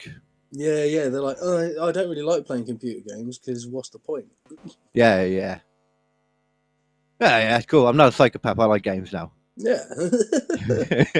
That's my Not one all thing I know. psychopaths, just some of them are not interested in it. Usually the more violent ones. Because I reckon nowadays though, with like how many people just play games as a thing now, I reckon that's probably not even the case anymore. I reckon most people are all like war criminals, international war criminals that play games. Yeah. I bet Netanyahu has Angry Birds on his phone. He's like, kill them. No, he's probably more of like a command and conquer type guy, He's gonna be playing as the fucking nuke general and just demolishing all of those jihad guys. I guess I think he got the expansion pack to command and flatten. That was his one. Yeah. Yeah. You didn't know about that, didn't you? That he's had an arrest warrant issued for him. Oh yeah, issued for him. They'll never get him. That's no. Never gonna happen, but... The International Criminal Court. Yeah, the International Criminal Court. Yeah. We apparently America don't acknowledge it. I don't think they acknowledge it. I don't think we acknowledge it. If America don't, I doubt we do. Yeah. Like a lot of people in the UN do, but it's like some of the more powerful ones don't. Yeah, I think it was like the Hague wanted fucking Tony Blair at one point or something, and it was like no. Oh, really? Oh, I didn't know that. Yeah, I think that was a thing. I can't remember. I wouldn't be surprised, like, because like I know that the America were never charged with war crimes, like for the whole going to Iraq and Afghanistan. Yeah, because I think if Afghanistan was the one that they would have been okay, because that's where the people actually were. No, they weren't, were they? They weren't in any of them. The reason why they were getting rid of Saddam Hussein is because Saddam Hussein was getting chummy with the guys that would potentially want to use weapons against us, and they were saying that Saddam Hussein had chemical and biological weapons. Yeah, weapons. Yeah. But originally they were saying it was also connected to 9/11, though, weren't they? They were, yeah. This whole confusing fucking mess. It just wasn't. There's no way. It was completely unrelated, but I mean, it turns out now, that just reminded me from talking about it, like all that stuff came out about Saudi Arabia having a lot of complicity in it, didn't they? Yeah. Very recently. Yeah. But naturally, we're not going to do anything with Saudi Arabia. Like they'll chase the people as long as the people that they are okay with going after, that it can benefit them in some way. Well, the thing is, if you start chasing Saudi Arabia, you've got to start chasing all the other people. And there's so many American weapons out there on the market. It's difficult to tell who you've sold to begin with. And you don't want to ruin that because, you're still selling weapons. I mean... Yeah, you're... Like, America's kind of just like a big arms dealer, isn't it, really? Yeah. Yeah, they're really good at it. Us as well, actually, I imagine, because we're, like, export so much shit. Yeah. So we got... I mean, there's so many, like, companies in America who are creating new, like, and interesting ways to kill people millions, like, thousands of miles away with a button. Like, just beep, boom, gone. Man, there are some interesting ways to kill people, though, with a button. There really are. There's loads of interesting ways to kill people with a button. You can do the tram thing, switching the trams. That's always been a good experiment. Okay, yeah. We said tramp at first. I was like, why are you switching tramp? The tramp? What the fuck are you going to do with that? That's Switch the tramps over, and you just see them get confused and be like, "Yes, we got them." But like an alien thing where like people that say they got abducted aliens wake up in a different place. You just get all the hobos while they were sleeping, just move them around. Just see them getting confused when they get up. Yeah. Oh god damn it! What have I done with this? I've got an idea as well. Hmm.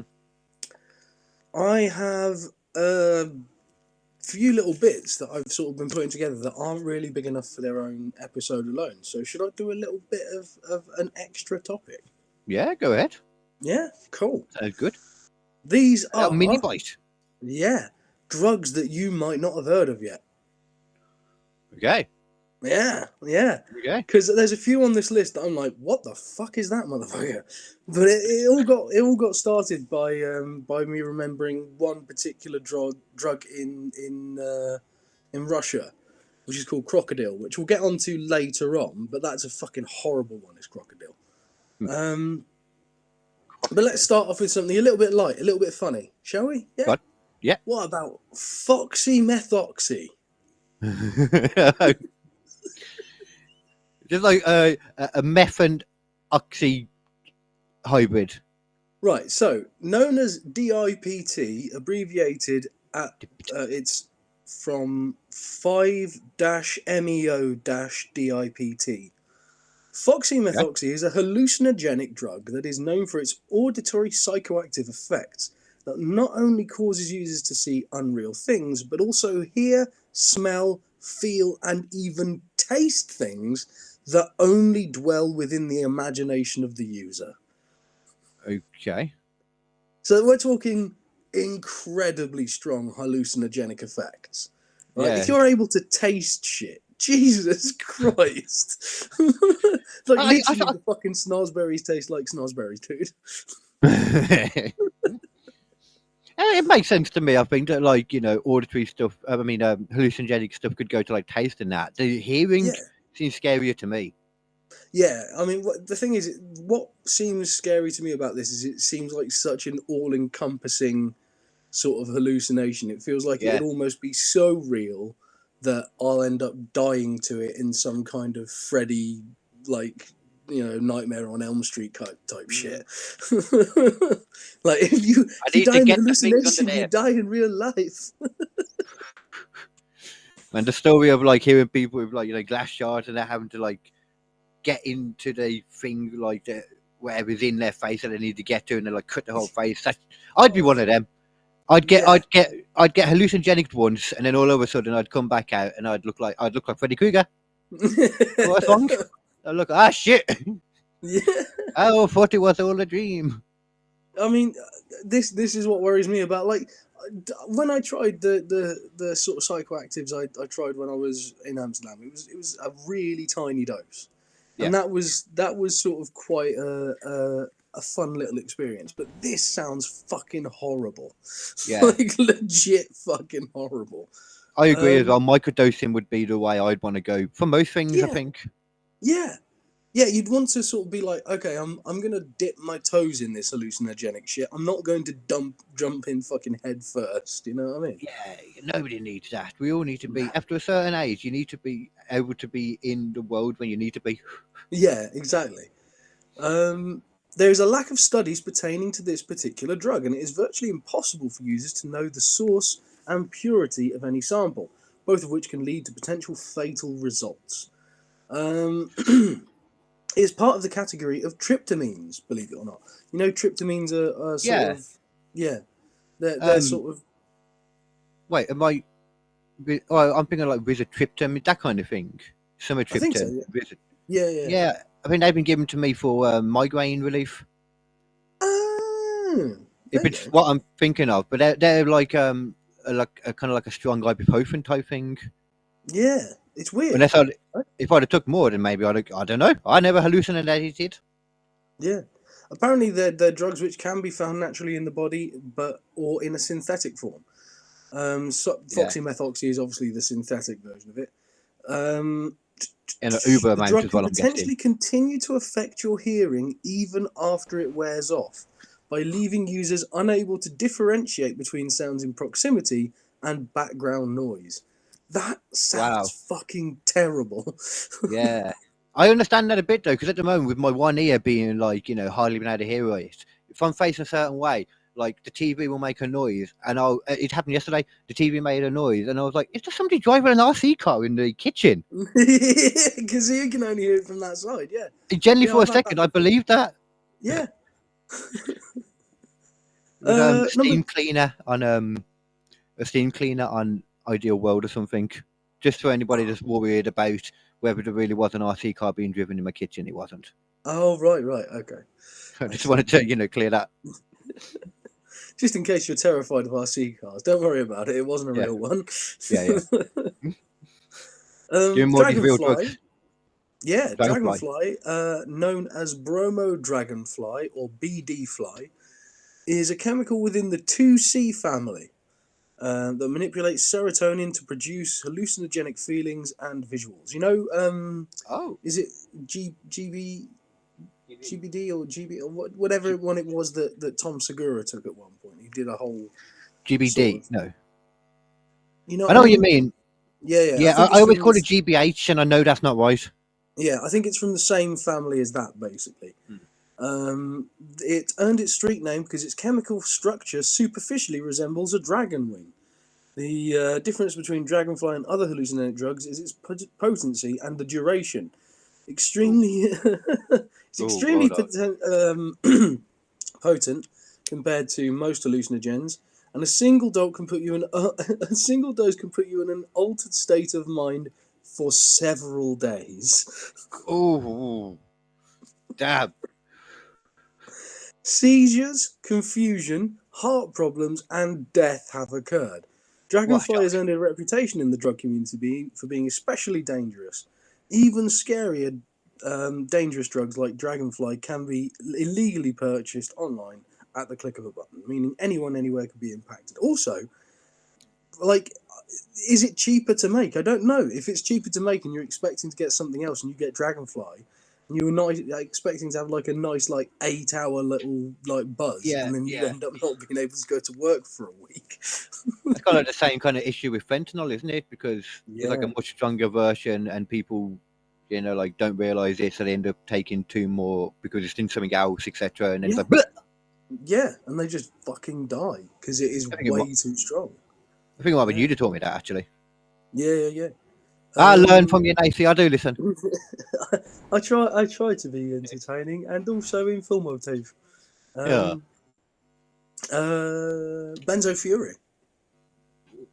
Oh, benzo. I know benzos. They're benzodiazepam, isn't it? They're like your muscle relaxers and that. Yeah. So more recently introduced drug is Benzo Fury, a legally sold alternative to benzos. It's got the dishonest label similar to the K2 drug labels, not for human consumption. So if you put not for human consumption on it, it's all right. You can use that. Yeah, it's easy to get out of jail. Yeah. Literally, actually. So similar to the drug MDMA, Benzo Fury produces hallucinogenic effects, but it's much riskier due to its higher potency. As a hallucinogen and a stimulant. Yeah. I've never heard anybody refer to MDMA as hallucinogenic. I'm like, I know that I tripped out a download from just taking that. I wasn't taking anything else. You definitely can. I like my whole MDMA bit. I literally was seeing static. Oh yeah, doll furniture that I was making out of the air. That was something I did for about an hour because it was just so entertaining. Benzo Fury produces hallucinogenic effects. As a hallucinogen and a stimulant, Benzo Fury can last up to 14 hours. Incidents of overdose of the drug have been reported, resulting in self-harm and hospitalization. Not surprising. Yeah, because there's a story that I got told by a mate I knew for a while. I still know her. Anyway, she was dating someone, and they decided to do a lovely little concoction of MDMA and cocaine. Oof. And they ended up literally cutting each other's backs a little bit because of the sensation of it. And it's like, don't mix those two. Don't do it. because the cocaine will make you think something stupid's a good idea, and the MDMA will make it feel nice. So don't mix God. those two. And it sounds to me like Benzo Fury is literally just that. Yeah. Oh God, no! It just sounds Yeah. horrible. It's not I'm good. glad I don't. I'm glad I don't have much experience with hallucinogenics. Yeah. Right, another one, scopolamine. That doesn't even sound attractive. That doesn't sound like a good name. I don't want to be ordering No. scopolamine from anyone, thank you very much. It's Known pulling for being the crosses. perfect substance for an easy crime, scopolamine, known as the devil's breath or scopolamine datura, is a powder derived from the baracho tree native to Colombia, Ecuador, and Venezuela. Oh, yeah, okay. There is a That's what the substantial aliens were looking for. Yeah, there is a substantial debate over how scopolamine actually works, and it is hard to separate fact from legend. Basically, you know all of the sort of old myths about sort of zombies and stuff and people being Yeah. taken over and being controlled by other people. A lot of that is to do with scopolamine. So scopolamine allegedly causes the complete elimination of free will, leaving victims conscious but with their actions controlled by a predator. Just like a child, victims allegedly obey whoever gives them a command. Perpetrators are completely in control of their victims' minds and actions without leaving a trace of memory. Some scientists dispute this is actually possible, claiming scopolamine actually acts as a tranquilizer. But the amount of people who have said that this is used in this way throughout history would suggest that actually there is some way, at least, of using scopolamine to make people vaguely more pliable at the right doses. Wow. And it makes sense that any government that had that drug that were able to do that wouldn't want anybody else to think that you could do that. So they'd be like, no, that's stupid. You can't do that. Also, doesn't it sound interesting? Loss of free will, and also you forget what happened. Yeah. Doesn't that sound like a lot of people who've been like, hey, look, I don't remember doing the assassination, dude. I don't remember. Yeah. An easy way to control someone. That's exactly where my mum was going then. Like, truth serum, like an easy way to control someone to do something. Yeah. Terrifying if it's true. I mean, and that would be a reason why people would be like, oh, no, it doesn't do that. It never does that. Don't worry about it. It doesn't do that. When in fact, they're using it all the time and being like, don't tell anyone else. This shit's good. Yeah. See, this is why they had to kill that kid that shot Trump like straight away. Yeah. Yeah. They knew as soon as they said, like, why did you do it? They were like, well, the boss man gave me drug and told me to. Yeah. Boss man. Go talk boss man. He wouldn't have to introduce himself, would he? Yeah. Like, yo, go and do this.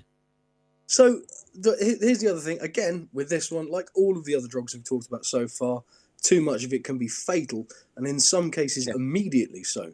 Some use the drug recreationally, though, by grinding the roots and flowers of the tree and liquefying them into a tea that causes hallucinations. In any case, there is absolutely no medical benefit to this plant. A lot of people do it for different reasons, but either way, it doesn't work. Yeah. You know what? Just people find so many different ways to try and hallucinate, don't they? They do. They do. Everyone wants to break away from this sad, depressing fucking reality. Even in the jungle somewhere, they're just like, nah, man, just grind the roots up. That's it. It's like people think that drug use is just a fucking modern thing. It's like, no, it isn't. No. If the fucking people sat around in a fucking tribe could get their hands on copious amounts of weed, they would be stoned all goddamn day. Which a lot of them were. Yeah. Hence why they never progressed probably from being sat around the fire and because they're too fucking stoned. Yeah. Like it is crazy. We talked about before, haven't we, about like how much of human, like, well, in modern times anyway, what we know of, like, so much started like when caffeine was created. Like people stopped being drunk most of the time. They started being like all energized and caffeinated or on coke or something. Shit got done. Well, that was probably one of the reasons why the British Empire got so big, because the British Empire, we were drinking tea. Now, we still drink a shitload of tea, and you can say what you like about tea, but tea is not alcoholic. Before that, before you were actively boiling the water, which inherently kills all of the bacteria in the water, rendering it safe to drink, which you then pour on tea and go, lovely cup of tea, lads. Yeah. If you're not doing that, you get poisoned, because the water gets fucking ill and shit like that, which meant that loads of people were sitting there drinking fucking beer, like, admittedly only like 2%, 3% alcohol beer, but that was the standard drink that people drank, was fermented because it was safer and you didn't die. So, yeah. You're thinking about it like that, and it's like, well, actually, if you've got an opportunity to have something that's not going to get you pissed 24/7 and leaving you lethargic and tired and wanting to have a nap, you're probably going to do some pretty good shit. And bear in mind as well that people were smaller and smaller the further back you go, so they would have got more and more drunk than we would have, and their tolerance wouldn't be there because that would be the strongest shit they'd have as well. Yeah. Like, if from a kid, the first thing you started drinking was like, I don't know, what's the weakest alcohol we have here? Like, generally, like your WKDs and that probably. Yeah. There's probably some weaker stuff, but that kind of stuff. If you only ever drank that from when you were a kid up until like now, they'd still get you drunk. Yeah. I mean, they probably do still get you drunk if you drink enough. Like. Yeah, but you gotta pound it. Which is like, it's hard to just constantly drink WKD. It's a challenge. Man, I'm looking forward to the fact now because it's like, I think I can actually drink a bit again. Ooh, cool. Like, yeah, as you know, I've been able to drink again for so long. Like, and the last few times I have tried and had a bit, like, I'm actually been cool with it. That's pretty good. Only because I'm so anal with like I'm having like fizz tablets to keep myself like hydrated as shit all the time now. Yeah, I mean the thing is, I only ever really have 1 or 2 pints anymore. Getting drunk is a thing of the past. I've got no interest in fucking going out for a night and getting absolutely fucking hammered. I always have the idea, and then you start drinking, and then you're like, oh, I've had 1 or 2, and now I feel a bit bloated, and I can't. Should we just go have a smoke? But which is why, though, I think as you get older, though, you have to figure out like different ways of doing it all. Like I now I've never liked beer anyway, but now but I always used to like drink a lot of like spirits mixed with like pop, for example. Yeah, and you still get the bloating. I don't drink as much pop now. I still drink pop, but I don't drink it as constant as I used to. So I get more bloated now. So now I'm just like, just straight spirit. Yeah. Yeah. Easy, man. Do a chaser. Actually, talking about that, because you were talking about it being, cheaper and that kind of stuff. Mm. Did you know that there was actually a point in the American West when the cheapest thing you could buy to drink was whiskey? Wow. Which led to it being the most regular drink that people asked for. So people were just constantly fucking pissed in the Wild West. Wasn't it you that was talking about this? Like these medicinal benefits of whiskey, though. I mean, there's medicinal benefits to almost any kind of alcoholic drink. Yeah, but specifically specifically like something with whiskey, though. I think was that Jägermeister. I don't know, because Jägermeister was specifically supposed to be like a herbal remedy that you drank, and it's quite nice. I still like a Jägermeister every now and then, but I used to like a Jaeger bar.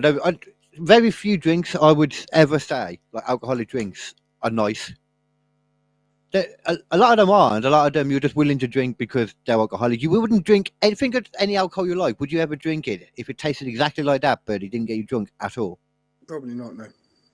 Then none of it's nice. Apart from, I do drink 0% alcohol beers, but that's just because like beer is like a savoury drink. You know what I mean? There's so many drinks in the world, and almost 90% of them are fucking straight up sugary drinks, sweet drinks. And then you've got like a handful of things that are savoury drinks in a way. Like coffee's kind of a savoury drink, if you don't put sugar in it. Tea can be a savoury drink if you don't put anything in it. Which nobody does, though. No. Everyone sweetens it up because everyone's just got like sugar cravings because that's all we put into our bodies these days. I used to have a sweet tooth myself. Yeah.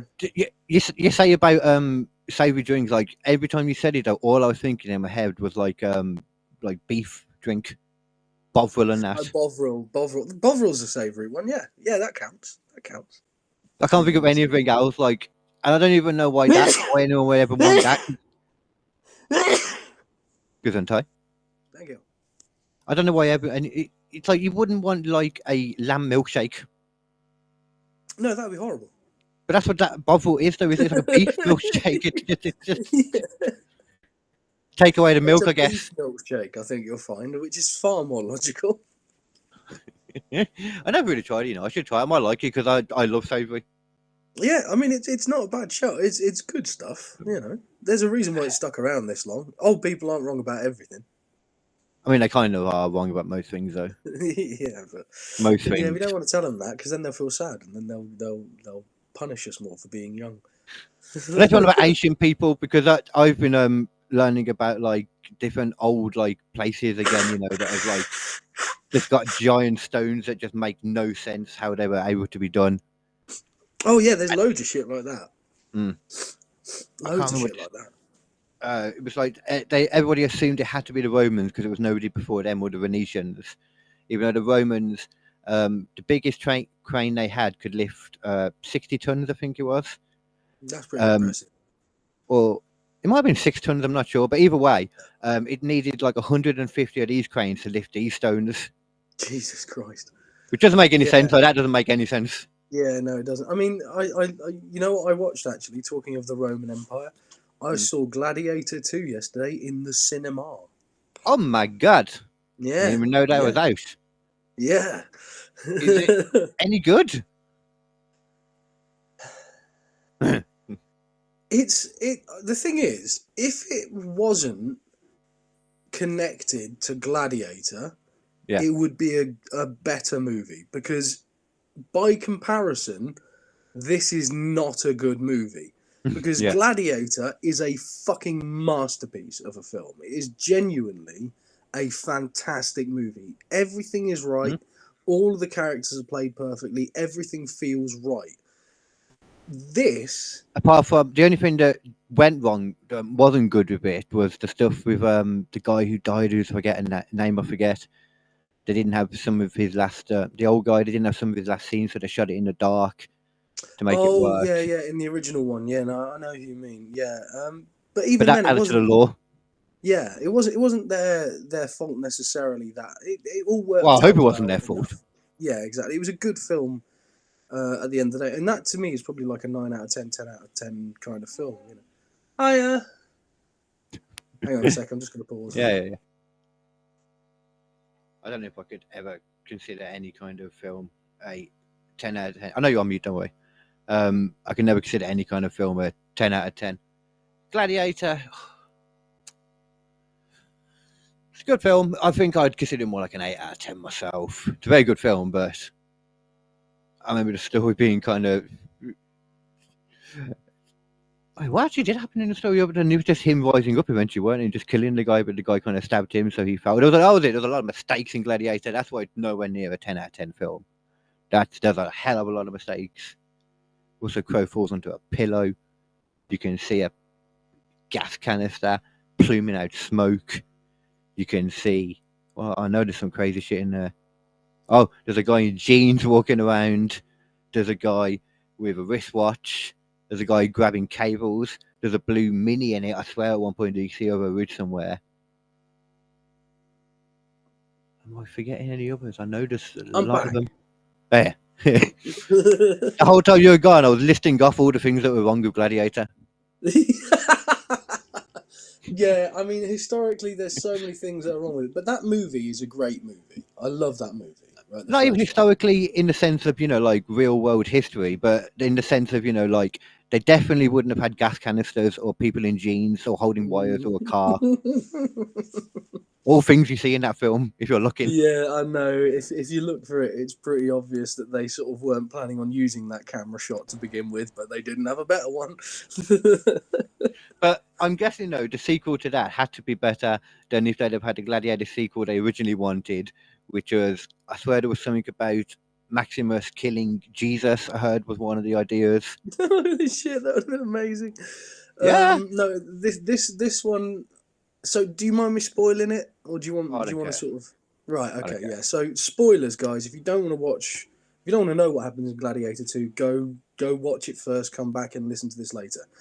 I am about to spoil it. So, the two main I can't leads. imagine there's going to be a huge thing you're going to spoil because I can't imagine there being a giant amount of I story mean, in it. I'm not going to do actual spoilers. I'm not going to do plot bits, but like some people don't want to hear any of it. You know. Yeah, yeah. The two sort of main characters in it are this guy who at first you don't know who he is, and he just seems like he's a random guy, which in my opinion would have made it a better movie. You know, if he was just this Yeah. random dude who was just out and about and got dragged into this sort of story about Rome, which was sort of what happened in the first one, although admittedly he was a Roman general in that, so there was like a reason why he got sort of thrown down to be a gladiator Yeah, and yeah. shit like that. And I'm going to go out on And, a wild theory here. Was he Maximus's son? wow, how did Wow, you guess that?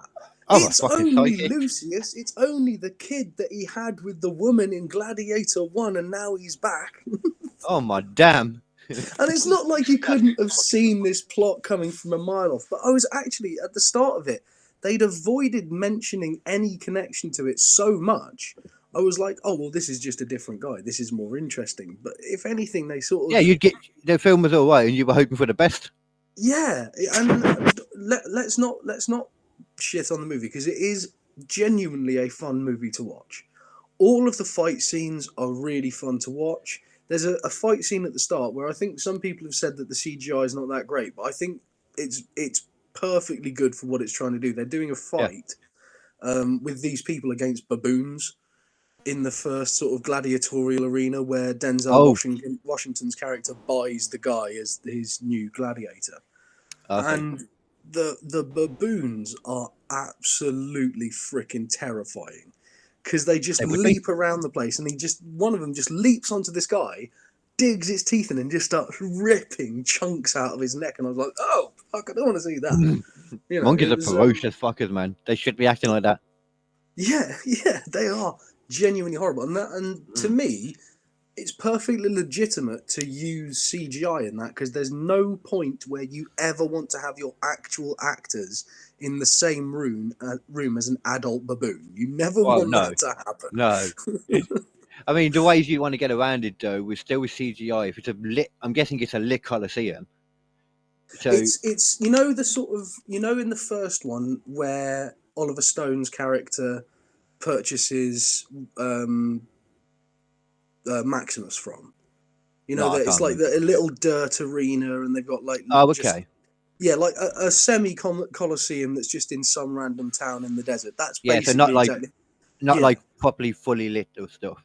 And that's another problem with this movie. They keep on hitting similar beats that were in the first one, but less so. You know what I mean? It's like they're trying to up the ante, but by trying to up the ante, it almost feels like they're trying too hard, and it becomes a bit more of like a visual thing more than a sort of emotional thing.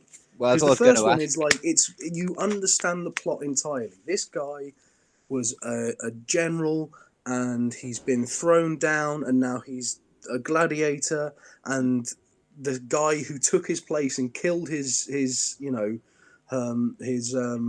mentor is now trying to get him killed while he's a gladiator, and you get this whole thing. It's a very simple story at the base of it. Yeah, it's a simple, obvious plot. You know who you're with, and you know who you're against. But in this one, there's so many muddled. Like, this guy wants this, and Washington's character is playing both sides in this way, and what's his name? Pascal. Pedro Pascal. Yeah.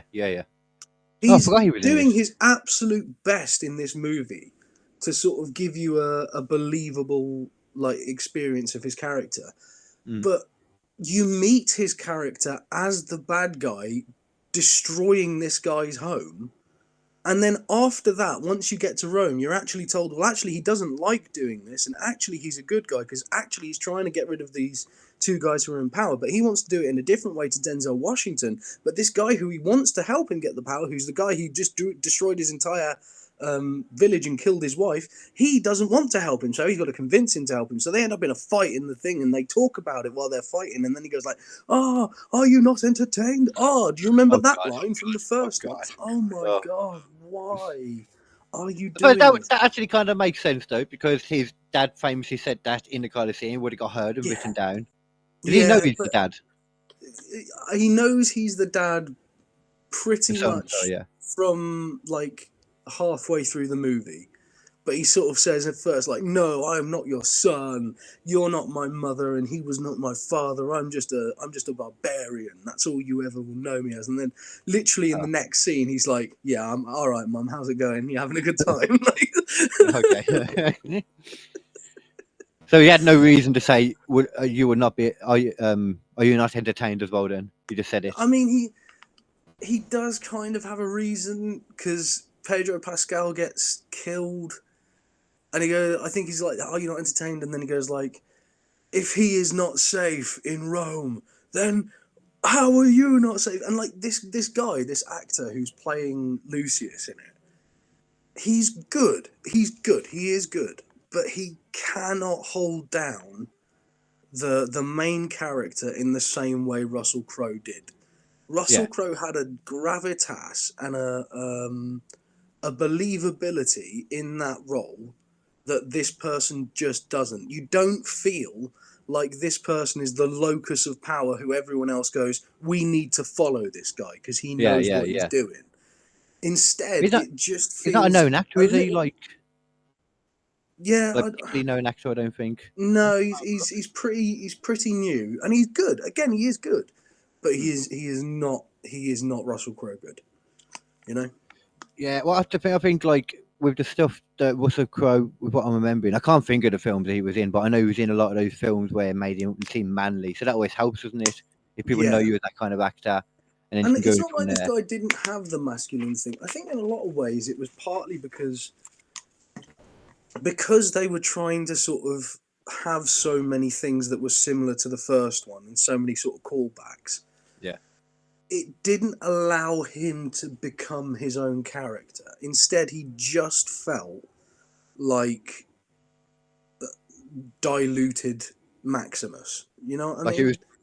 Like he was trying to be the son of Maximus, but also not knowing for most of the time he was the son of Maximus as well then. Yeah. And at no point is he actually a military leader. He's just, well, he's not even a military leader. He's like one of the guys standing on the wall who is telling other people what to do, but he's not the actual commander. He's not leading legions or anything. There is no reason why you would have, such like good command over people. But even then, it just doesn't feel right. He should have had some kind of speech that really rallied you, but all of the speeches just fall a little bit flat. The action's brilliant. The action's brilliant. The gladiatorial fights, brilliant. I imagine they would be. Every time Denzel Washington is on screen... Sorry, what was it? I was saying that I imagine the action would look good and stuff. Yeah.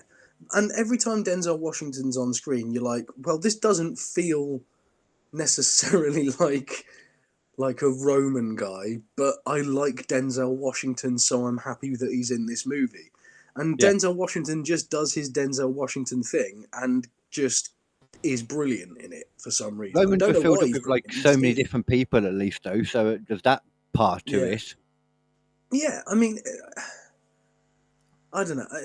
I don't know which people it was, so I have no idea which part, like who they did play, so they would have got people from, etc.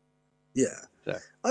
But Denzel Washington, I'm guessing, is one of the people in it, from what I saw then, that really gives it like some... He's like he's the legitimacy. He is the best character in it. He is the most important character in it. He is the character who does the most to progress the plot and move it forward. And he does play this intelligent and dangerous individual incredibly well. You know, it's something that he's done before in multiple other roles, so he is good at it. He plays But- any like role well, really. He's one of them. Oh, he's brilliant. He's just a Denzel great Washington. actor. You could read the phone book and it would be brilliant. You know, And he doesn't just take any role either. So hence why it gives it a bit more legitimacy. Whereas they may have just like threw even more money than normal at him. Well, I think that's the reason probably why Denzel Washington did it, is because he watched it, he read the script probably and thought, okay, I like this character and I like what I could do with this character. And he does do a brilliant job with it. He really does. For everything he's given, he's done a brilliant job.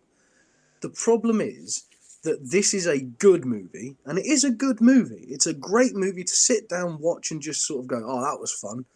Yeah. But it doesn't have the same level of depth as the first one. Not by a fucking long shot. The first one was so... I remember being a kid watching Gladiator 1 and genuinely being moved by it. Like, the moment where he dies at the end and he puts his hand through the fucking grass and it's like... Like that. I was like, that is brilliant. And it was such a great ending. And this one's ending, by comparison... a bit anticlimactic. It's just him and Denzel Washington having a fight in a river and he stabs him and it's over. Oh, I mean, that is almost kind of like... Is the Reeds by any chance in the river where he stabs him? Yes, there are. So that's like proper like full on trying to like end it in the same way then. Even more on the nose.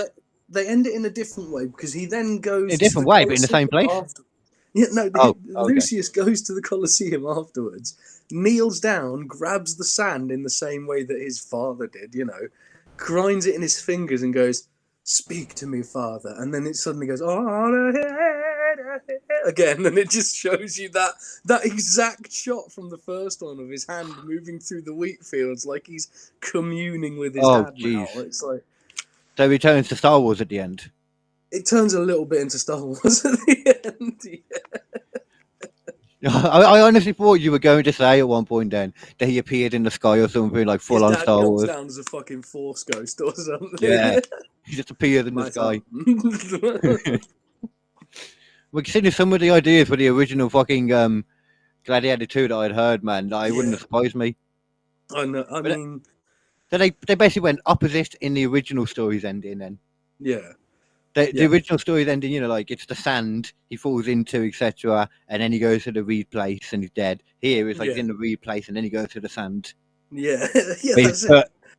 His dad's still dead, at least. His dad is still dead. They didn't do anything. They didn't retcon that. They didn't go, well, actually, Maximus survived the poisoning. They could have done it, even though I don't know. I remember. Sorry, yeah. I was going to say that I remember like.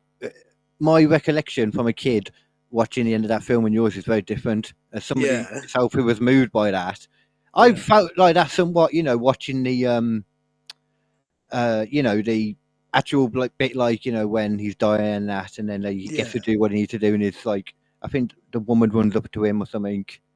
That bit, but then when he goes off to like, the bit when he's walking through the reeds, I'm like, the fuck is this shit?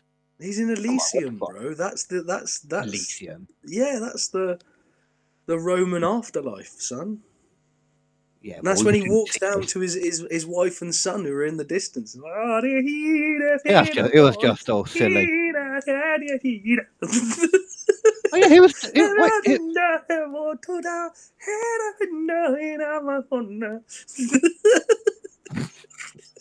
I forgot as well. Yeah, that his wife isn't even around or anything, so he's just banged this next woman in the film. Start with his son.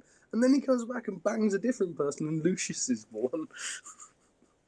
Is he born in Gladiator? I can't remember. I think. I don't know how the time works in it. To be honest, I know that he's supposed to be Maximus's son, but I don't know like the timing that occurred. If that makes sense. I'm hoping it was before he was killed. Yeah. I'm hoping he was at least impregnated her before he was killed. I mean. Yeah. She was really into him, so she might have just tried one last time. No, because Lucius was sent away at the end of his death.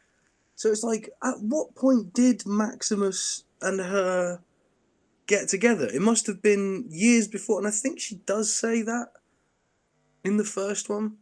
She's just hidden the that kid away. Lucius might Probably have smart actually, idea. yeah. But I don't know. I don't know, man.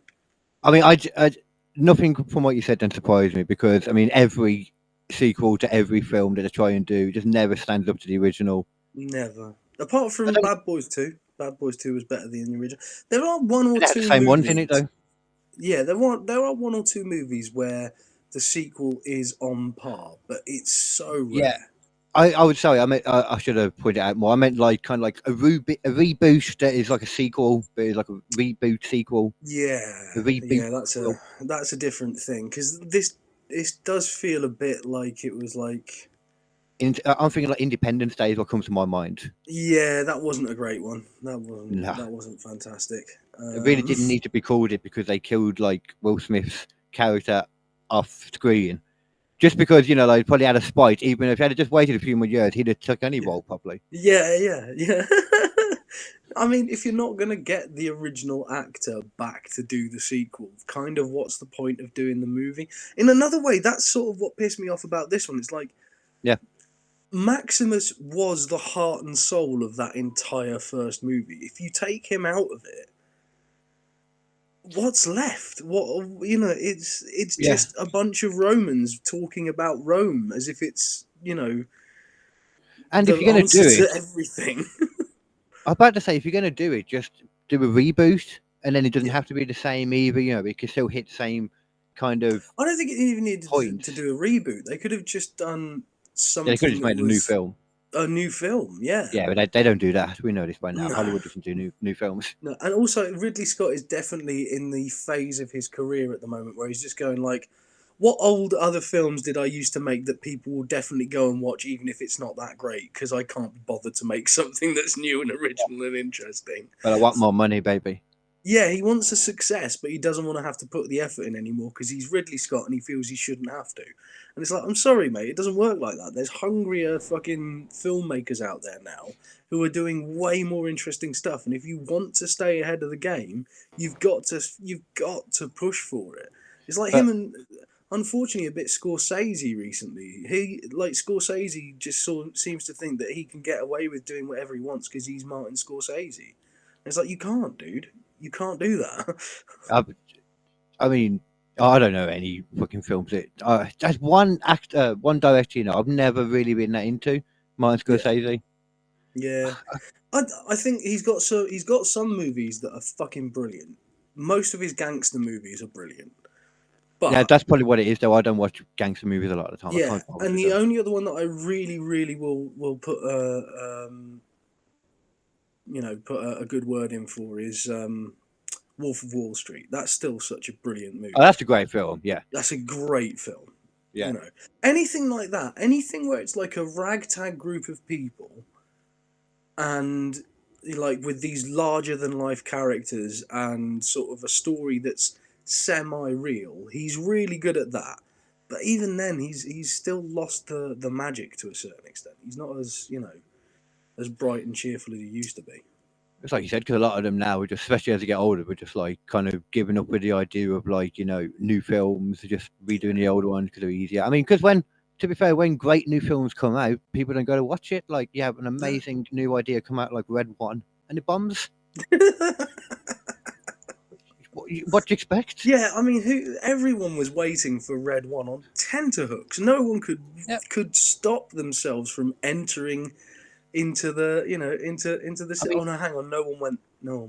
No, but The Rock is the bodyguard for Santa. That's the story that everyone can get behind.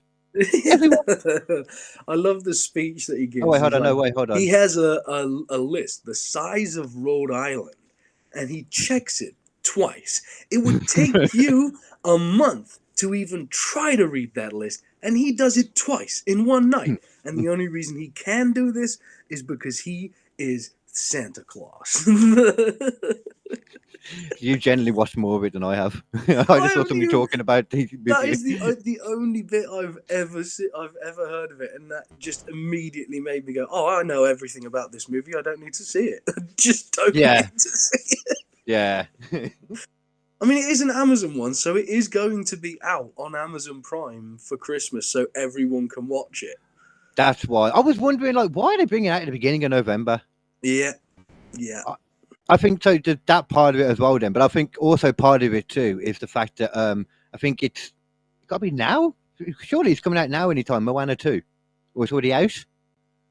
Moana 2 is coming out very shortly, yeah. Or is it? I can't remember which one. I think it was the end of November, and we're pretty much today and tomorrow is the last day of November. So yeah, but at the same time, they're also releasing the live-action Moana pretty soon because they've already started filming that. And I saw the trailer for How to Train Your Dragon live action, right? Oh, I heard about this as well. I didn't know it was at that point the trailer coming out. Yeah, full-blown trailer, and I tell you what, I was willing to give it a shot until I saw the trailer, and I was just like, this is literally just a shot for shot, and it looks worse because they're having to use it was going to be crappy CGI to fill in the gaps. Oh no, I have seen some of the trailer because I swear I've seen Toothless, and I thought Toothless looked really good. Toothless looks good, but the thing is, again, Toothless looks so cartoony that transferring him into that, it looks really odd. Just a normal person stood next to him, you know? But we don't have any reference to what it would really look like if a dragon was stood next to you, so... No, it's true. With the exception of Game of Thrones. Yeah. Before we go, because I'm going to have to shoot off quick, I will just cover the last couple of drugs. There is Crocodile. I wanted to talk about Crocodile. Oh, yes. Crocodile, often referred to as the poor man's heroin because its cheap doses supposedly impact users in similar ways to heroin. However, Crocodile is particularly dangerous because it will necrotize your flesh as you use it. Okay. That's something you don't normally want. No, it literally kills the actual flesh around where it's injected slowly over time. So people end up with these big, like, patches across their arms that look like thick scales, which is just dead skin and rotting flesh. And they keep using it because it's cheaper than heroin, and in Russia, no one cares. Oh, it's Russia, yeah. Yeah. Everyone's always covered up as well, man. It's so cold. Yeah. It originally started in the Soviet former republics, but it started to appear around the rest of the world now because it's so cheap and easy to access. Yeah. The drug is named after crocodiles because of the leathery, ripped-up skin in the injection site. Hydrochloric acid, paint thinner, phosphorus, and other deadly chemicals come together inside it to give you the high, and also rot your skin from the inside out. It's famous for causing chunks of flesh to fall off around injection sites and eroding organs within the body. Man, if your drug makes heroin look chill, then don't do that thing. That says it all right there. A cheap version of that sounds like a cheaper version of fentanyl as well. Yeah. Well, actually, talking of that as well, there's another one which they just refer to as Kush, which has started appearing in Africa. Now, Kush is not what you would call Kush, or anyone in the UK would call Kush, which is a type of weed. They are instead referring to it's basically a mix of leaves, just random like foliage leaves that have then been chemically treated with things like fentanyl and other chemicals. And they found that one of the things they've started using in Kush is human bone. Oh, Jesus. Because it turns out if you grind up human bone really fine into like a fine powder and then smoke it, the sulfur in the human bone actually makes you high. Jeez. Wow. At least the voodoo people had something right then. Yeah, they've literally been finding like entire burial sites just ripped up for the bones so they can grind it down, put it into Kush and sell it to someone to smoke. Damn, fucking hell. Yeah. And it's so incredibly addictive because it's got all the fentanyl and stuff in it that people are literally just starving to death because they would rather take Kush than eat. Yeah, well, that happens a lot. That does. Well, it looks and like these people, it does. Yeah, it's like I think it's 11p for one of the smokes of these things, right? 11 pence, and you see these people just literally just going and just nodding out from like a couple of tokes on it. And all they do is they search around a rubbish tip, because there's a huge rubbish tip in the centre of this place. Just searching for shit they can sell, and they sell just enough to get another hit of Kush, and away they go. Oh, of course, yeah, 11p is, yeah. And they just keep repeating it. So there's these people just nodding out on tops of piles of huge fucking like mountains of rubbish and rotting like carcasses. And they're just like, it's fucking horrible. It's horrible. I know we've all seen what you mean, and like Yeah. there's videos online of it, like all different kinds of things. Like that Tyler Oliveira guy got in trouble for showing somebody like. Yeah, actually fucking dying essentially. No, it was ODing, is what they said. But to me, the guy just looked like he was standing up, like doing stuff. Oh yeah, they nod out standing up on the fentanyl. Yeah, that's what I'm saying. That he was apparently ODing, is what they said the guy was doing, but the guy was standing up ODing then, which that's weird, isn't it? That's weird. Maybe it was like an early sign. You could tell he was ODing, and that was a thing. Maybe trying to stay awake. Maybe that was it. Maybe. Actually makes some sense, actually. Also, do you want to find out about the most dangerous drug you can get in the UK at the moment? Go on, then. It is called Melanotan 2. Melanotan 2. So when you say in the UK, I'm guessing you mean on street level. This is on street level. You can get it basically anywhere. And do you know what it does? Go on. Gives you a tan. Oh, wow. So it is sold as injections and as a nasal spray, believe it or not. And literally, it has got a form of fake melatonin in it that as you spray it into your nose or inject it into yourself, it gradually builds up inside your skin and then activates once you get a sunbathe. And people genuinely look like full-blown, like brown after they've taken it. And people are taking it everywhere, despite the fact that it has a list of side effects. Where are the side effects? I'm guessing this is another cheap drug as well, then. It's dead cheap, and people are using it all over the UK to get themselves a tan, and you really, really should not, because studies link the drug to serious side effects, including melanoma, form of skin cancer, an increase in the development of new moles, and change in the colour and size of existing moles. Exactly the kind of thing they tell you to go to the doctor if your moles start doing. Well, this is interesting because straight away I would have said, well, I'm assuming one thing it wouldn't give you is skin cancer because they would take it to not get that rather than going to like sunbeds or whatever. But no, not at all. Just an extra high dose. Cheaper, I guess, though. Yeah, it also can cause kidney failure, liver problems, and potentially life-threatening destruction of muscle cells. Oh, Jesus. Life-threatening as well. That's another level. Yeah, they're taking it as an addition, like a drug to make them look a bit better, apparently. Yeah. Which they don't, because they look horrible. Yeah, the people that want to be all tanned up and that, I'm assuming it's like people that take creatine for a workout. It's like a supplement in it to like make one tan, like quick tan bed go quicker. So do more, so be more effective. Yeah. Making money go further because everyone be broke. Yeah. But unfortunately, we are now within 5 minutes of me having to jump you need off to get going. And get going for work. So yeah, I think that's it for today. Don't go nasal tanning. It doesn't work. Definitely don't go nasal tanning. Yeah. And don't grab onto aliens that you come about randomly. Yes, don't do that, especially if they're weirdly greasy. Yeah. In a vagina. Yeah. Vagina. Yeah, don't grab vagina aliens. They're greasy. They are greasy. And they stink of ammonia and sulfur. Much like the people that are taking this stuff that makes their flesh decay. Yeah. Well, at least if your best friend... Sorry. Go ahead. I was going to say, at least if your best friend dies, though, you can grind him up and still get high. So yeah, exactly. I think that's sort of the perfect thing to end it on. To be honest, that's a perfectly acceptable way to run this. Nice little bow. Oh, and next time you come for an in-person pod, this room should be more Christmassy. Ooh, Christmas times. Yeah, it's that time, man. Yeah, I heard when I see you next Leo movie. really wants to do another podcast as well, so he'll probably pop over sometime during the festive times. He's always welcome. Yeah. As long as he doesn't just phase in out of nowhere again. Because I was in the shower last time and it wasn't cool.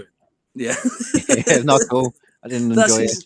That's his main form of transport, and he likes specifically to aim for showers because he feels it had a psycho vibe, and he likes that movie. I think he was hiding in there for a while, and somehow, despite the fact that it was hot water hitting on his tin head, it was still cold to the touch. That was probably the creepiest thing. Yeah, That's what I felt very first. cold man, very very cold, Yeah. ice cold, almost as if he doesn't have warm blood. Almost. Anyway, fuck off anyway. Yeah. Anyway, that's been Squishy Logic for this week. So thanks, ladies and gentlemen. Keep it squishy. And keep that stuff logical. Until next time. Go. Bye-bye. And we are...